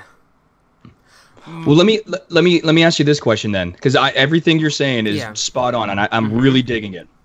Should certain loot then have special abilities attached to it? No. Like, my big thing right now is the raid gear. There's nothing special about it. They like need there to should be expand some on the sort of mods. intrinsic perk that when you're in the raid, it does something special. Like Shankburn, because Prison of Elders, Shankburn armor and guns were useless. Let's be fair. I thought Cocoon was one of the best perks ever. If it worked. What, Cocoon never worked for you?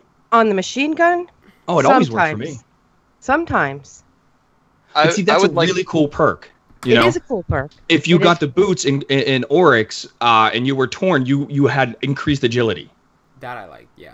Why don't we have there's nothing special? And I think maybe that's the argument that people are trying to say when they were like, we want more loot or we want more stuff or we want more grind. Maybe what they're really trying to say is we want more meaningful things. We want, you know, if you go flawless in trials, give us something special. Right. You know? I think auras would be good. I think if you do a raid every week, you should be getting an aura. I think that would be one of the prestige raid things, right? Yeah. Yeah, but don't you think you should just get it for the raid? Yeah. Yeah, I think it's cool. You get it if you complete the Nightfall in Prestige. You should automatically get it.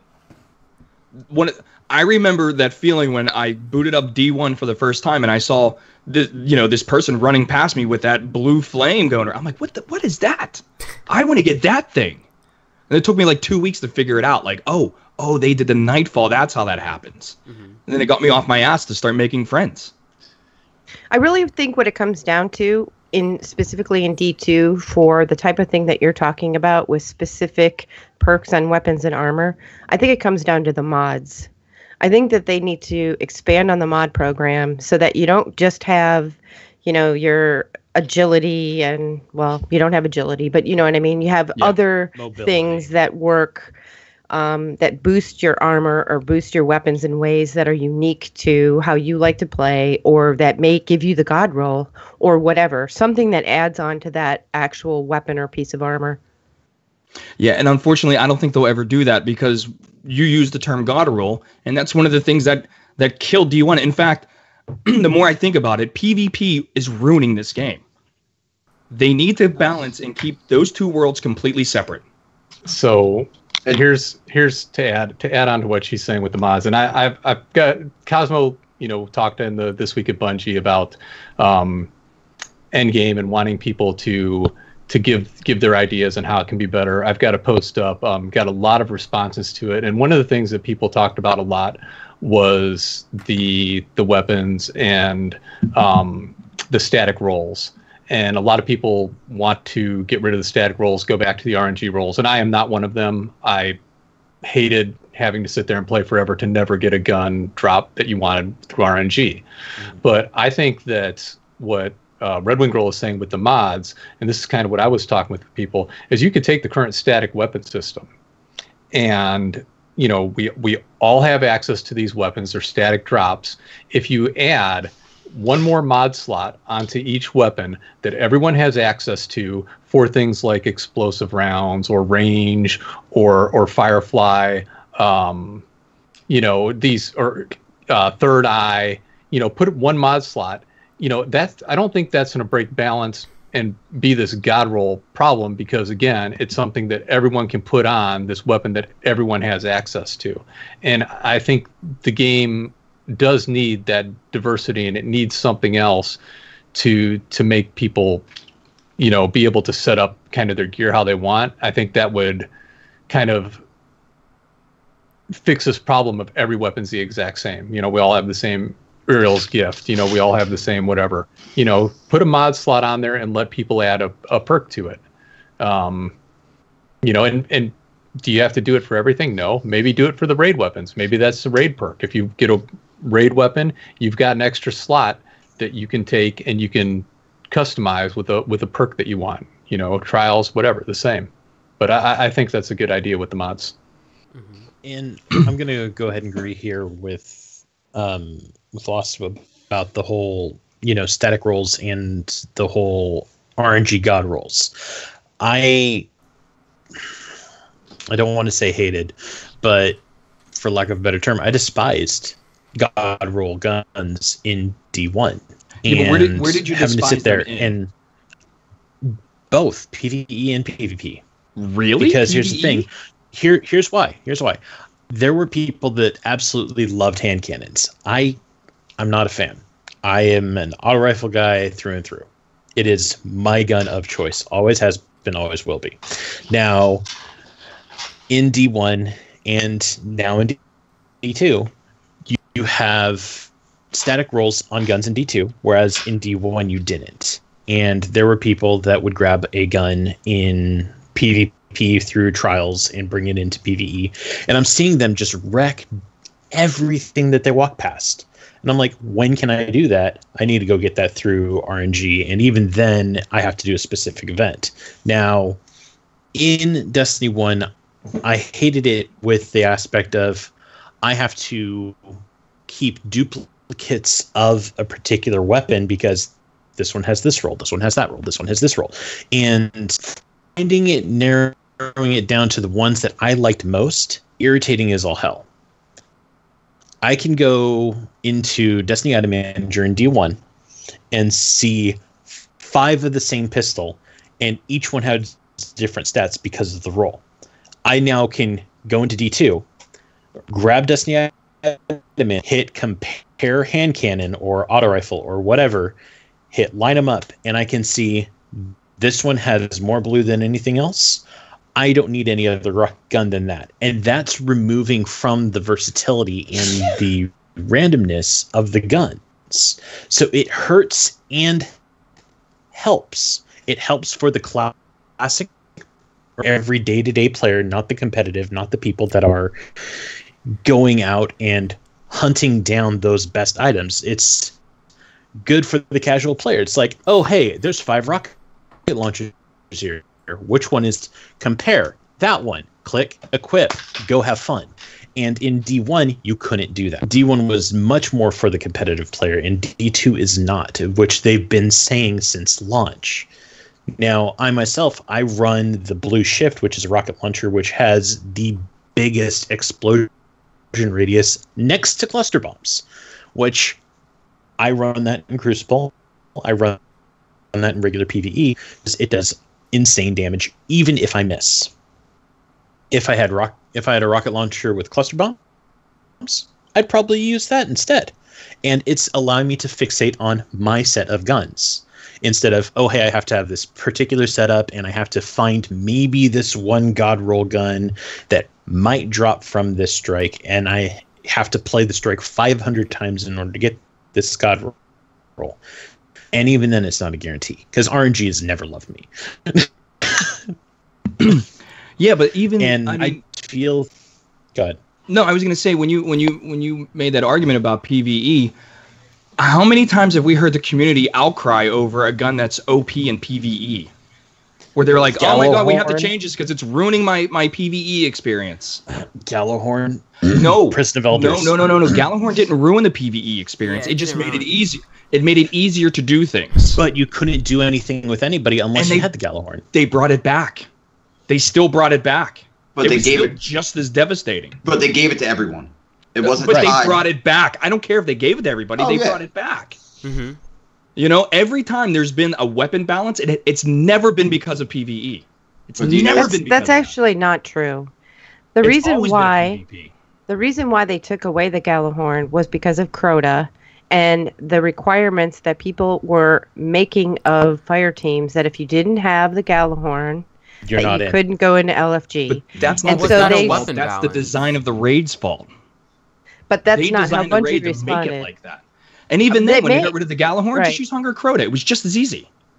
I agree with you, but I'm saying that the response from Bungie specifically was surrounding LFG requirements, and it didn't include other casual people. And I think really at the end of the day, the response in D2 is for the casual gamer. Oh, absolutely it is. And what it leaves people that grind for materials and, you know, the things that a lot of us that play more than we should, it doesn't leave a lot left for us to kind of do.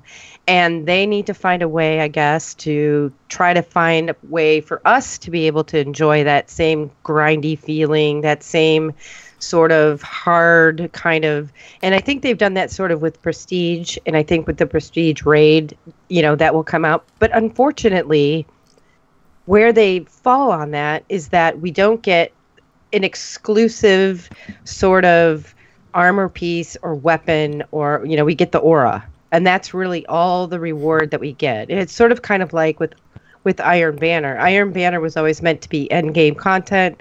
People could, you know, play that if they were higher level and get the highest level gear that you can for PvP. Now it's not like that. Now I guess that falls on the trials. You know, if you don't play trials and you don't get the highest gear in trials, then, you know, that's the only other way. So I just feel like they need to have more not harder, but something that's really grindy for the grinders. You know, put you know, the only thing that I can say it as an equivalent to is the shotgun quest for specifically tied to the raid. That was very difficult to get through once you got through. And now you need to do the Prestige raid to finally get the actual gun. And they need to do something more like that for the people who are hardcore. They need to just give us a little bit to play for the hardcore group. If they want to like do everything else for casual, at least give us something that's not timer or you know, timer related, and, you know, something really difficult, you know? Yeah. Buster, how have you remained quiet this long? I didn't want to overtalk because I know how Jay feels. If you overtalk on a podcast, it just drives the person who edits it nuts, and I don't want to do that to someone I kind of like. If this was anybody else, I would have been just screaming over everybody.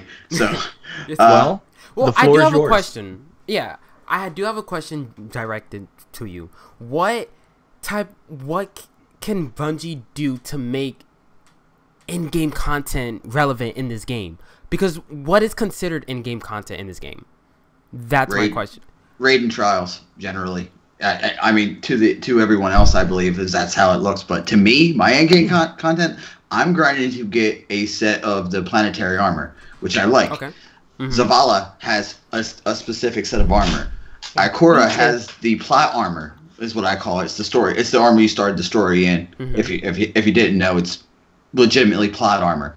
The way I look at, to jump all the way back to the beginning of this conversation, the way I look at Destiny 1 and Destiny 2, it's basically would be like if Tim Gunn didn't direct Guardians of the Galaxy 2, but they had the same characters. It's another director's vision of the same universe. Yes, it's the same universe, but they're taking a different direction. We got our light taken from us. Do you understand what that like? That's like Captain Planet. If all the Planeteers said, "Nah, dog, we're out." It's just not even a dude. It's just it would just be you lost everything. You know what I'm saying? It's the classic action movie sequel. It's the Batman had when Batman broke his back. Bad analogy, but that's just where I'm going. He lost everything. He had to bring himself back, and we did. You can't lie and say that cutscene at the end wasn't one of the greatest cutscenes that you didn't go, holy crap. Bungie hits you where it counts. In the beginning, do you remember in the beginning where that's after the whole you get your light taken, you get kicked off, you have to limp back, you get your ghost, and you find Hawthorne. Yeah, you find Hawthorne. Yeah. You find Hawthorne, and then it goes to that cutscene, and you see little triangles drop into the water, and then a spectral eagle flies, and then you see all the cool. They're telling us ahead of time everything. Like they're giving you everything you need.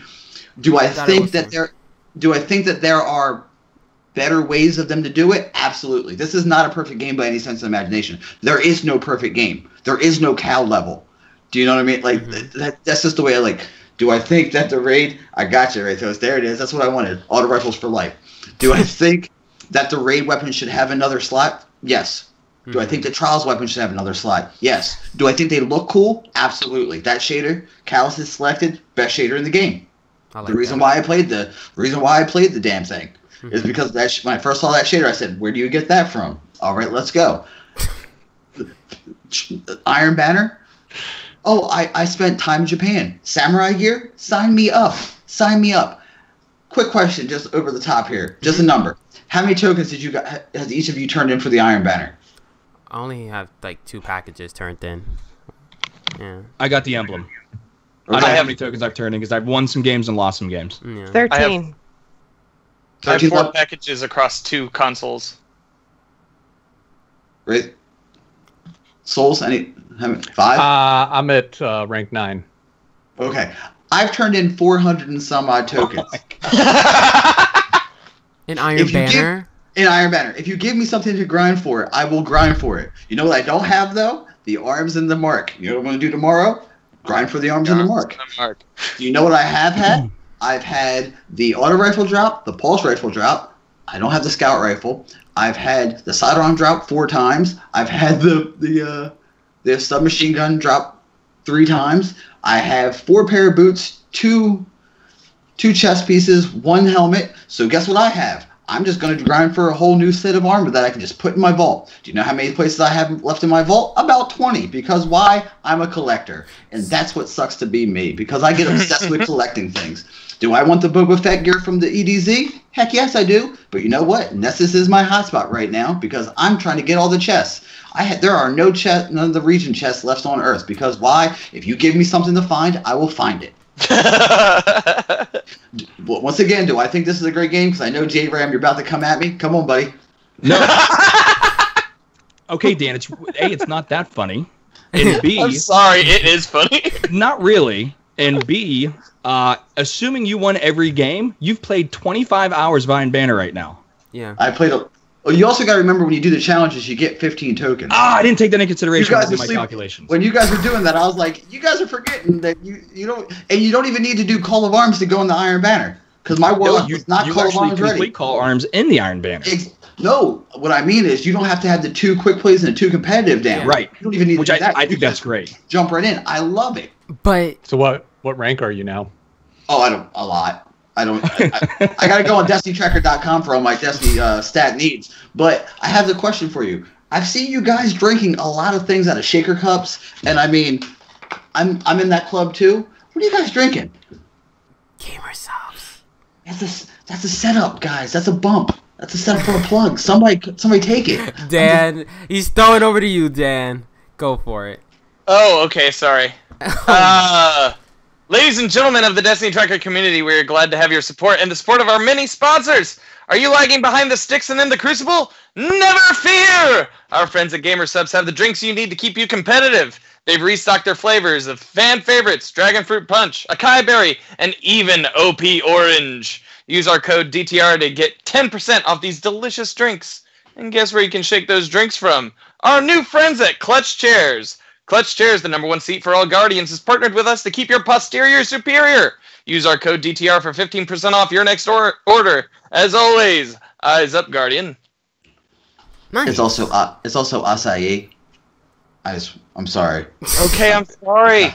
And if you guys notice, I got loud, and look what's happening. I get a little loud, and she's like, "Hey, you okay? You good, buddy? Do you need me?" Let's dive into the TWAB, guys. So basically, Prestige Mode is launching this Tuesday at 10 a.m. Pacific time, 1 p.m. Eastern. I'm curious to see how that's going to go. Basically, it's probably going to be just harder enemies, a few mechanical changes, and then the following week on October 24th is what I'm looking forward to, because that is the PC release. I am super excited for goodbye D2. 30 frames. I'm so excited for D2 on PC. JRAM, you're all about PC. I'm just gonna throw it on you, man. I'm trying to get into Tefty Tef's Church of Unlimited Frames. I've submitted my application, but I haven't heard anything yet. Is that a real thing? It's what he says on the podcast. It's hilarious. Him and Pope go back and forth about how frames per second doesn't matter. So he says it does. Pope says it doesn't. Mm-hmm. And he calls it the Church of Unlimited Frames or something like that. It's a very funny argument that they have. So yeah, I want to get in. I want to get involved in that. Maybe become a deacon or something. Can I ask a quick question, guys? Yeah. We're staying on the raid here because it's Prestige raid. What's your loadout when you go into the raid? Do you change your loadout or do you just stick with? No way. Absolutely. I'm with you guys. Auto rifles for life. Yeah. They're dope. Why would you use anything else? I went Sweet Business for my primary. I wore the Actium War Rig. For my secondary, I went the Valakaden. I know everybody says that the Uriel's Gift is great, but the Valakaden, it just had the rate of fire that I needed. For my heavy, here's where I think you guys are going to disagree with me. I went with the Tarantula. The linear fusion rifle. Linear fusion rifle? Does tons of damage. When it got the Callus, I was hitting him with a Rift, the Empowering Rift. I mean, the Arc Buddies were going off like crazy too, but I think I was hitting him for like 50 some crit shot, and I'm just like, wow, I'm melting. And it was the first time I've ever been in that encounter, and that encounter is fun. Dado did a really informative. I think it's a little too mathy for the if you're not a math person, but it's a fantastic video that breaks down every scenario that he can come up with and different raid weapons and everything. And there is the argument, optimal versus what works is a fine line. Mm-hmm. I mean, of course, there's optimal loadouts, but basically, what it boils down to is use what you like. Use whatever. Don't apologize. Right. That's what Ben said. I use the auto rifle, the raid auto rifle. I forget its name right now. Ghost Primus. There you go. Uriel's Gift, and then the Sins of Past. Okay. I'm just careful with my rockets. Yeah. You hit somebody in the back of the head during Callus, you're done. Yeah. But yeah, just switching gears back to the PC. I'm excited. JRAM, yeah, take it away. JRAM? I saw you. Oh, I'm sorry. I was coughing. I didn't even hear you. Oh no. I've been sick all week. PC the PC launch, man. Just dude, I can't wait. Like I said, I tweeted this out a long time ago, even put up a video. I don't have at the time I didn't have this like overly powerful computer. I had a regular I had an i7. That helps a lot. But I had a GTX 950, which you can buy on Amazon for like $100. Yeah. I mean, it's like a 5, 6, maybe even an 8-year-old card. And if you're willing to sacrifice 1080p, you will get locked in 60 frames per second. Mm-hmm. If that's what you're going for. And that was on medium to low settings on a lot of the settings. I loved it so much that I actually went out and invested in a 1070. I have no idea what it looks like, but I can't wait to jump in with it. I hope they don't like do something like they push the raid back a week like they did with the console version.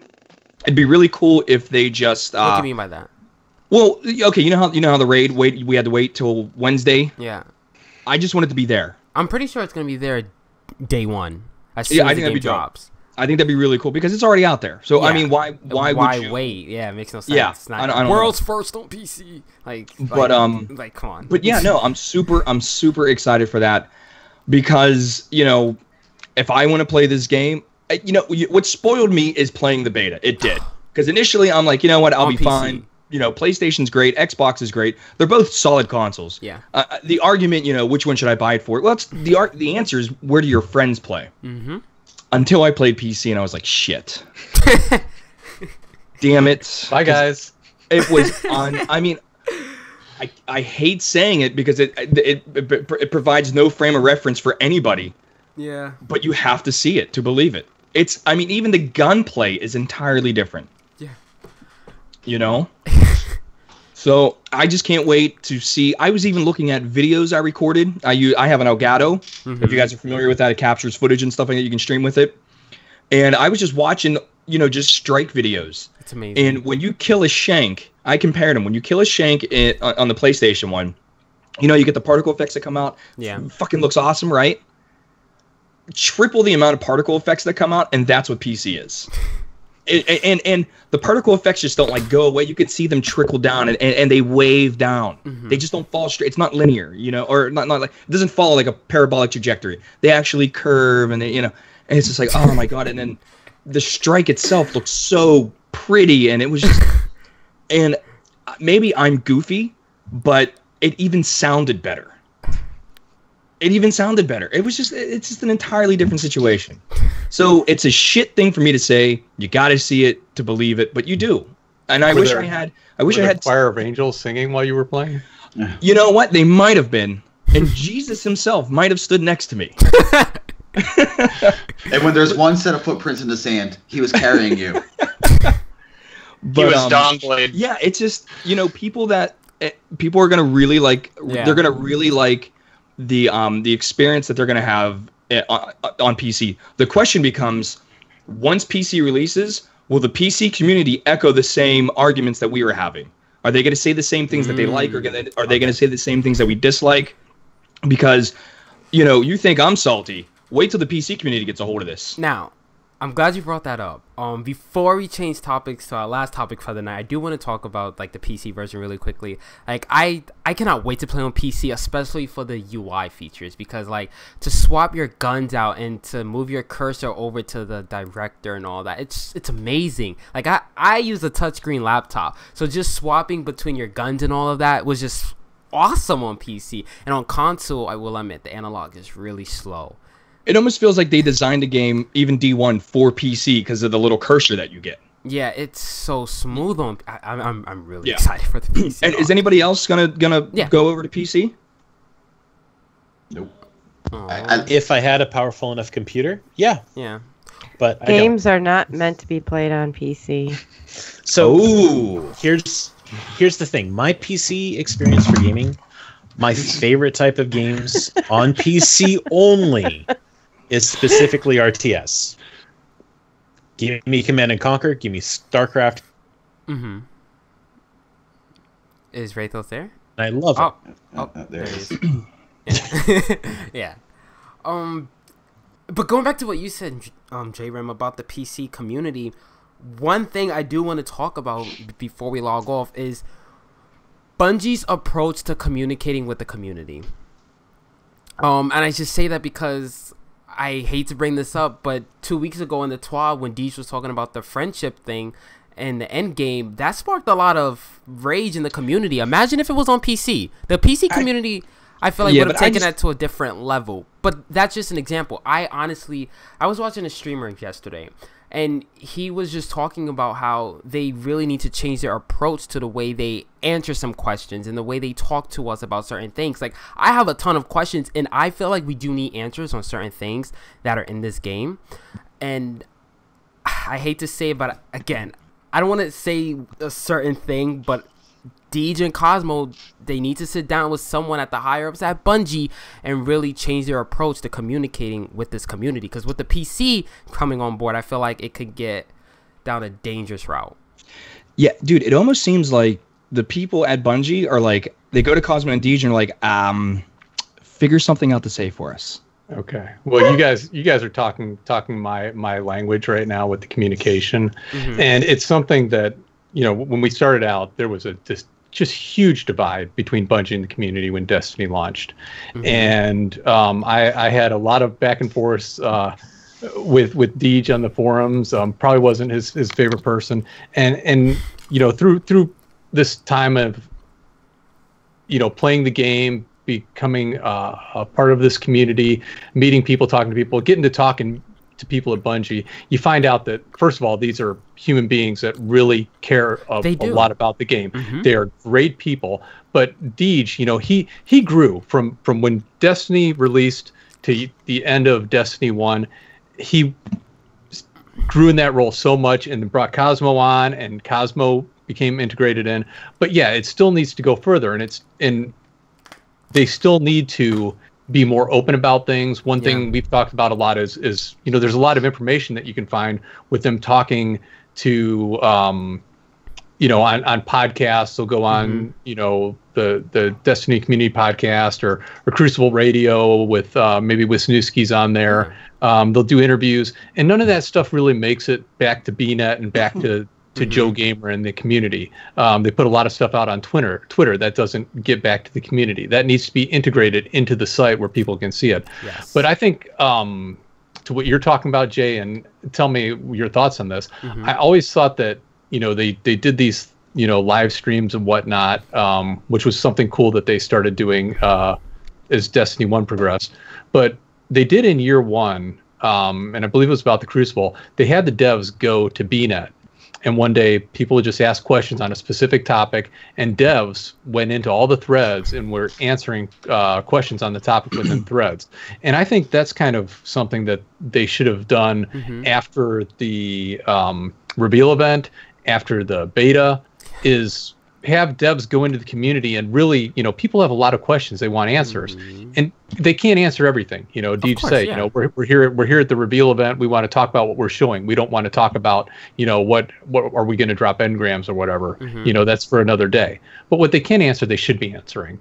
And so, you know, at this point, there's a lot of talk about the end game. Well, instead of putting up a post, you know, what do you think? You know, we're listening. You know, and go to that where who knows what's going to happen. Why not go into Reddit, go into BNet, and say, okay, give us your thoughts on Endgame, and then have people post on it with a specific, you know, hashtag or whatever, you know. They do that. And the devs go in and answer. Yes, like, I just realized, did they even have any Twitch streams after the reveal event on their own personal Twitch? Yeah. No, they haven't had any Twitch. And I even tweeted at Deej earlier this week. I was like, hey, can we have Leviathan, what is it called that they do on their Twitch? Ride along? Raid along. Like, can we get that to hear their philosophy behind the raid? Just some things, because I will be like, Deej and Cosmo, they are great guys, I will admit, but I think we're in a point now where we cannot take those answers of those BS answers about the friendship thing, just things like that. Like, that's the only example I can think of right now. You know what, feel they're being though, heard. dude? Seriously, when he said that, I think that got blown way out of proportion. It did. But I'm just saying, he needs to watch his words just a bit. Well, it's not only that, dude. He was giving his honest opinion from an honest experience. I agree, and I can respect that. I totally can respect that. But it wasn't the right time. It wasn't the appropriate place to say that. In the state of that, that's for you to say, though. I disagree. I think that it was from the heart, and I get what you're saying, Jay. But the problem is that we have a different perspective on them because we've interacted with them, and we have the privilege of knowing these people and knowing who they are as human beings and their thoughts and feelings on the game. And 99.9% of the people that play this game don't. So when he says that, people don't know where that's coming from, and that's the problem. Is that they need to humanize the experience more, and that's where they're failing. Is they need to get out and let people and interact more. And that's why I'm saying do an event where you're actually, people don't feel like they're being heard. They feel like they're just throwing questions out into the void and throwing ideas into the void. And then, we'll get to it later. We're taking your thoughts to the depths. I mean, but that's all Cosmo's allowed to say, but he gets crapped on all over for that answer. But we know he's actually taking the conversations, not just to the devs, he's taking them to Pete Parsons and telling Pete Parsons, ideas people have on Reddit and on the forums, but they need to find a way to make the overall community, not just the streamers and the YouTubers and the media feel included in everything. They need to be able to give the overall community that sense. And I think that's where they could be better.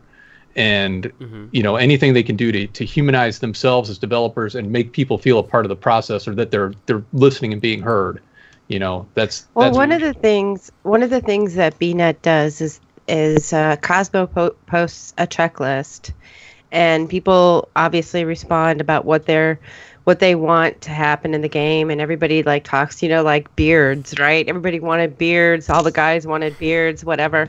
And these things have been on the checklist forever, and it was described to all of us as, we have a whiteboard, we throw up the things that we think we can do, we decide on the things that we want to do and what we don't want to do. And really there's no closure on some of these things. If there would have been a discussion at the end of D1 going into D2 that said, we don't really feel like it's important for us to spend our time giving you or allowing you to change, to have the ability to change your character, that your one character from D1 on the cosmetics transferring into D2. Had they explained that and closed the door, I think a lot more people would kind of move on. But they haven't really done that. From day one, everybody was like, well, we want to be able to change our, our looks or our hair color, or our hairstyles, or our female to male, or whatever you want to do. And they said, okay, well, we have it up on a whiteboard, but they never really said why they wouldn't do it. And so, for a lot of people, for me, example, I looked at Destiny as a 10-year program. I was expecting that Destiny would be 10 years, and it wouldn't be year 1 and year 2. It would be, I would start at year 1 and I would end at year 10. And there would be these DLCs and rolling content throughout that period of time that I would build onto this one character, whether it be all of my collections and armor or whatever. That's how I expected it. When the armor didn't get upgraded from the first year, where it was only allowed to go up to 170, and then that was all given away, and we couldn't do Vault of Glass anymore, and Crota, everybody screamed, and then they upgraded those raids, and blah, blah, blah. You guys all know the story. Yeah. It's like we had this huge gap of time that we wanted to be able to expand on that, and they just ended it. And so for me, it sort of changed my philosophy, but it didn't answer the question, why can't you do some of these simple things that people really want? And everybody has different things. More people want more RPG aspects. More people want straight up competition, PvP aspects. Everyone has their own little things that they want, but Bungie doesn't really address it. They have their vision, and they'll implement things that they think are good ideas, but they're not going to do it definite. And I think if they had a little bit more open discussion about why they decided they wouldn't do those things, I think everybody would have a little bit more comfortable zone around it. And I just think that's kind of where we're at now, where we all feel like it's not happening. We don't have the information. All the Twitter updates and discussion isn't on BNet. I know a lot of people go to Reddit, but, BNet really is where all the information should be. Any comments that Deej and Cosmo and any developer or anybody that does a podcast or talks to anybody, it should all be posted on BNet. It shouldn't just be the TWAB. It should be this developer went on Crucible Radio, listened to him talk about the balancing of weapons or whatever. It should always be somewhere on BNet. Under community or news or whatever. And I think that's they're all over the place, but not everybody is all over the place. And I think that's where they kind of fall short. See, the way I look at the whole, I'm sorry, Jay. If Bungie is their communication, how many of us have a wife or significant other? How hard is it to keep that one person happy? Multiply that by 5 million%. You can't make everyone happy. You can't do it. If they made everyone happy, this game would be a dumpster fire shit show explosion. It would be terrible. But you can communicate. But you could. And could they be track record of communicating is not good. Oh, 100%. Could they be more open? Could they be more? Could they communicate more? Absolutely. But you also have to look at it this way. If you, let's say you wanted to watch, I don't know, I'm gonna pick a movie, the new Thor Ragnarok, right? If the trailer comes out and shows you everything, would you watch the movie? Heck would you be interested? Okay, bad example using Thor, but the movie example. If the trailer was, here's how it starts, here's some stuff in the middle, here's how it ends, you'd be like, well, I got the Cliff Notes version, cool. Yeah. I don't need to watch the movie. But what the trailer does so perfectly is it gives you just enough to wet your whistle, just enough to make you want to go see it. I think they're doing that. I think that's their way of thinking. Deej and Cosmo can only say what Activision and Bungie tell them to say.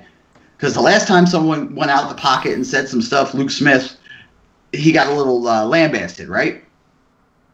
I think they learned from that. Do I think they could be a little bit more transparent? Yes. But that's just my gamer love. How about this? Destiny. They started with the 1 month activities thing, and then they were like, oh, that's just to show you the first month, and it's gone now. Like, they just stopped that. And I thought that was great that I felt like, hey, they're actually communicating to us now, and it's gone. Oh, that little graph thing? Yeah. Like shows your flashpoints and all that? Yeah. It's gone now. It's gone. It's beautiful. I feel like that's one reason where they fail at not fail, but like an error in communicating. It could definitely be better.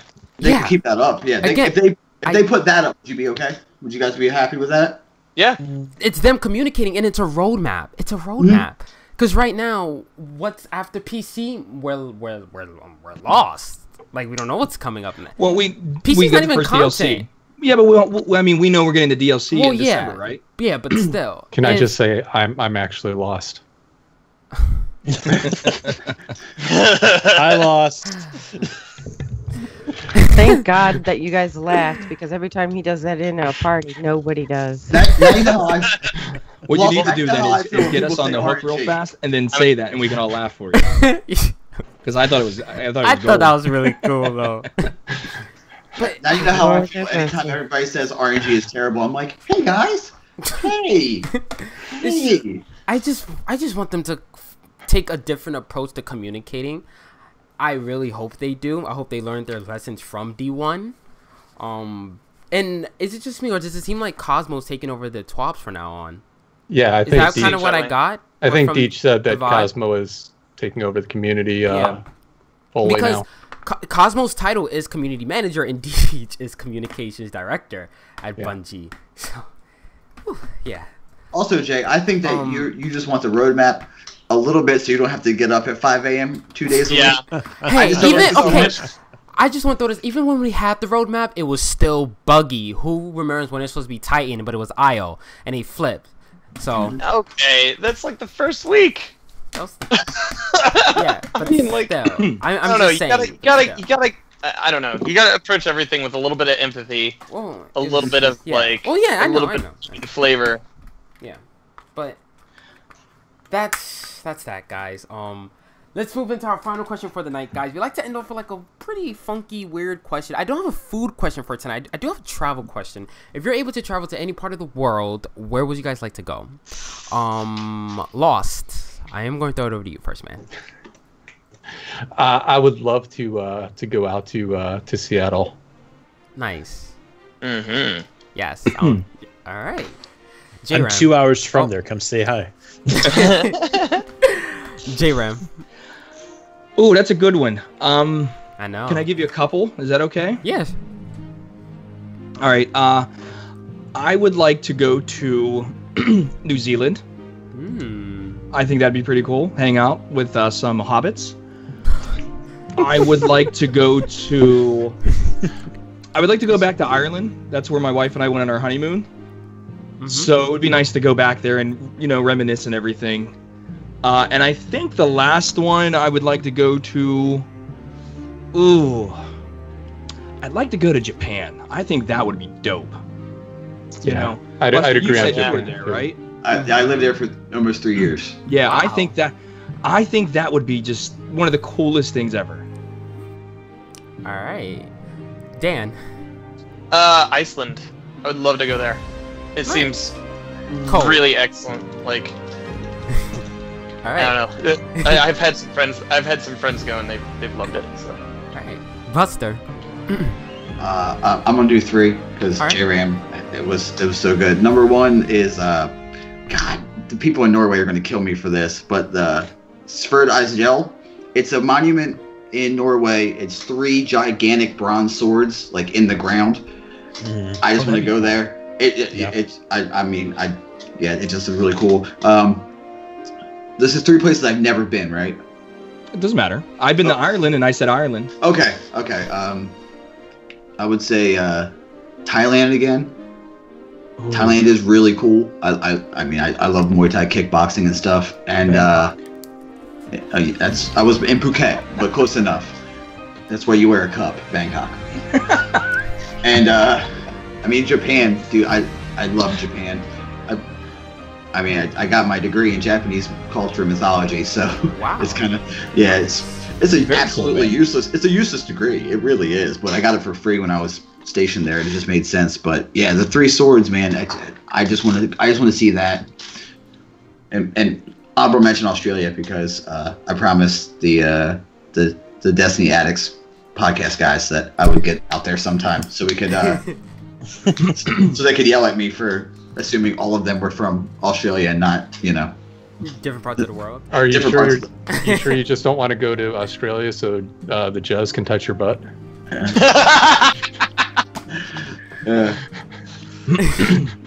Red Wing.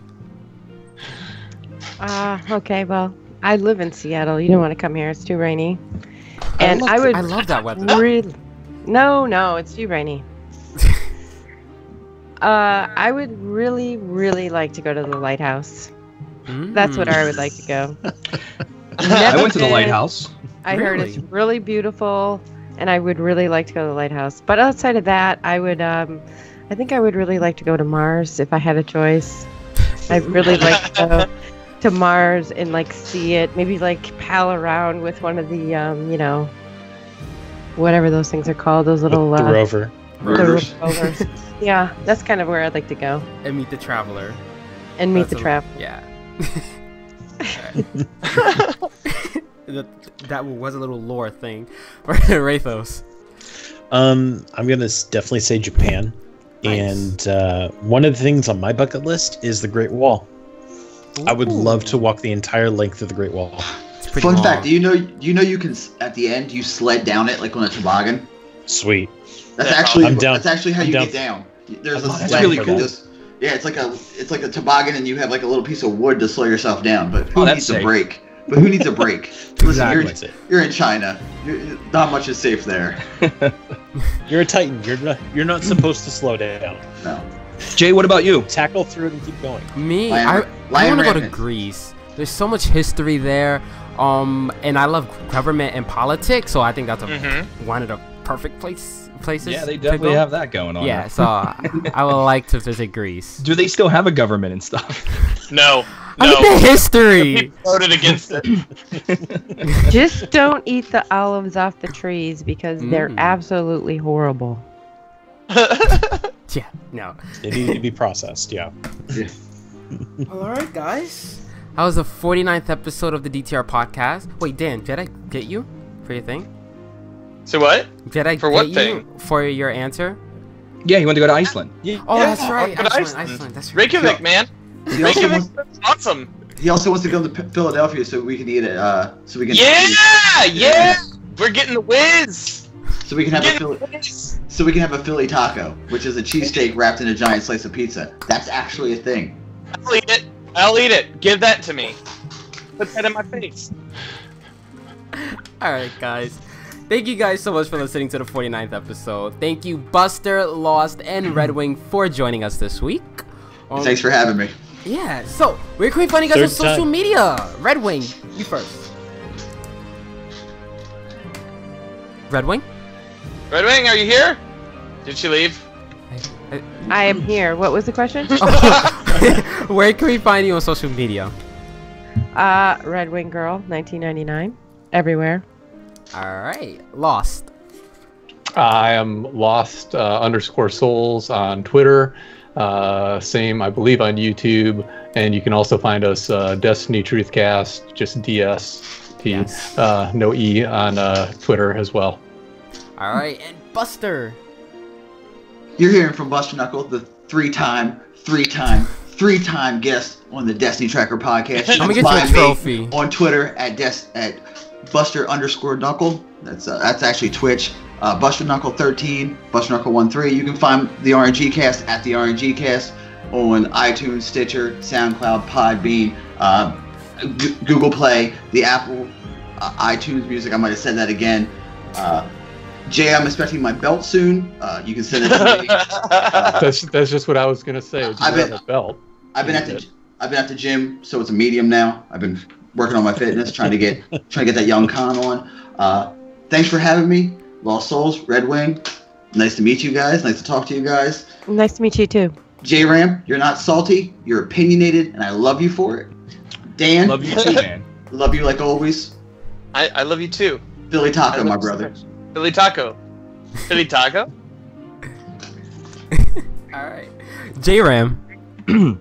Sorry, I was coughing again. J_Rambo 9119 or the salt mines. I think I'm gonna join you there soon, and we're just gonna have to, Oh, dude, we have down. tons of room. You guys don't have tons of us- adjoining rooms? There's tons of us down here. I'm not alone. I know. Alright. Rathos. You just said it, Rathos, and you could find me everywhere on that, including the one site because we always bring it up, Yeah.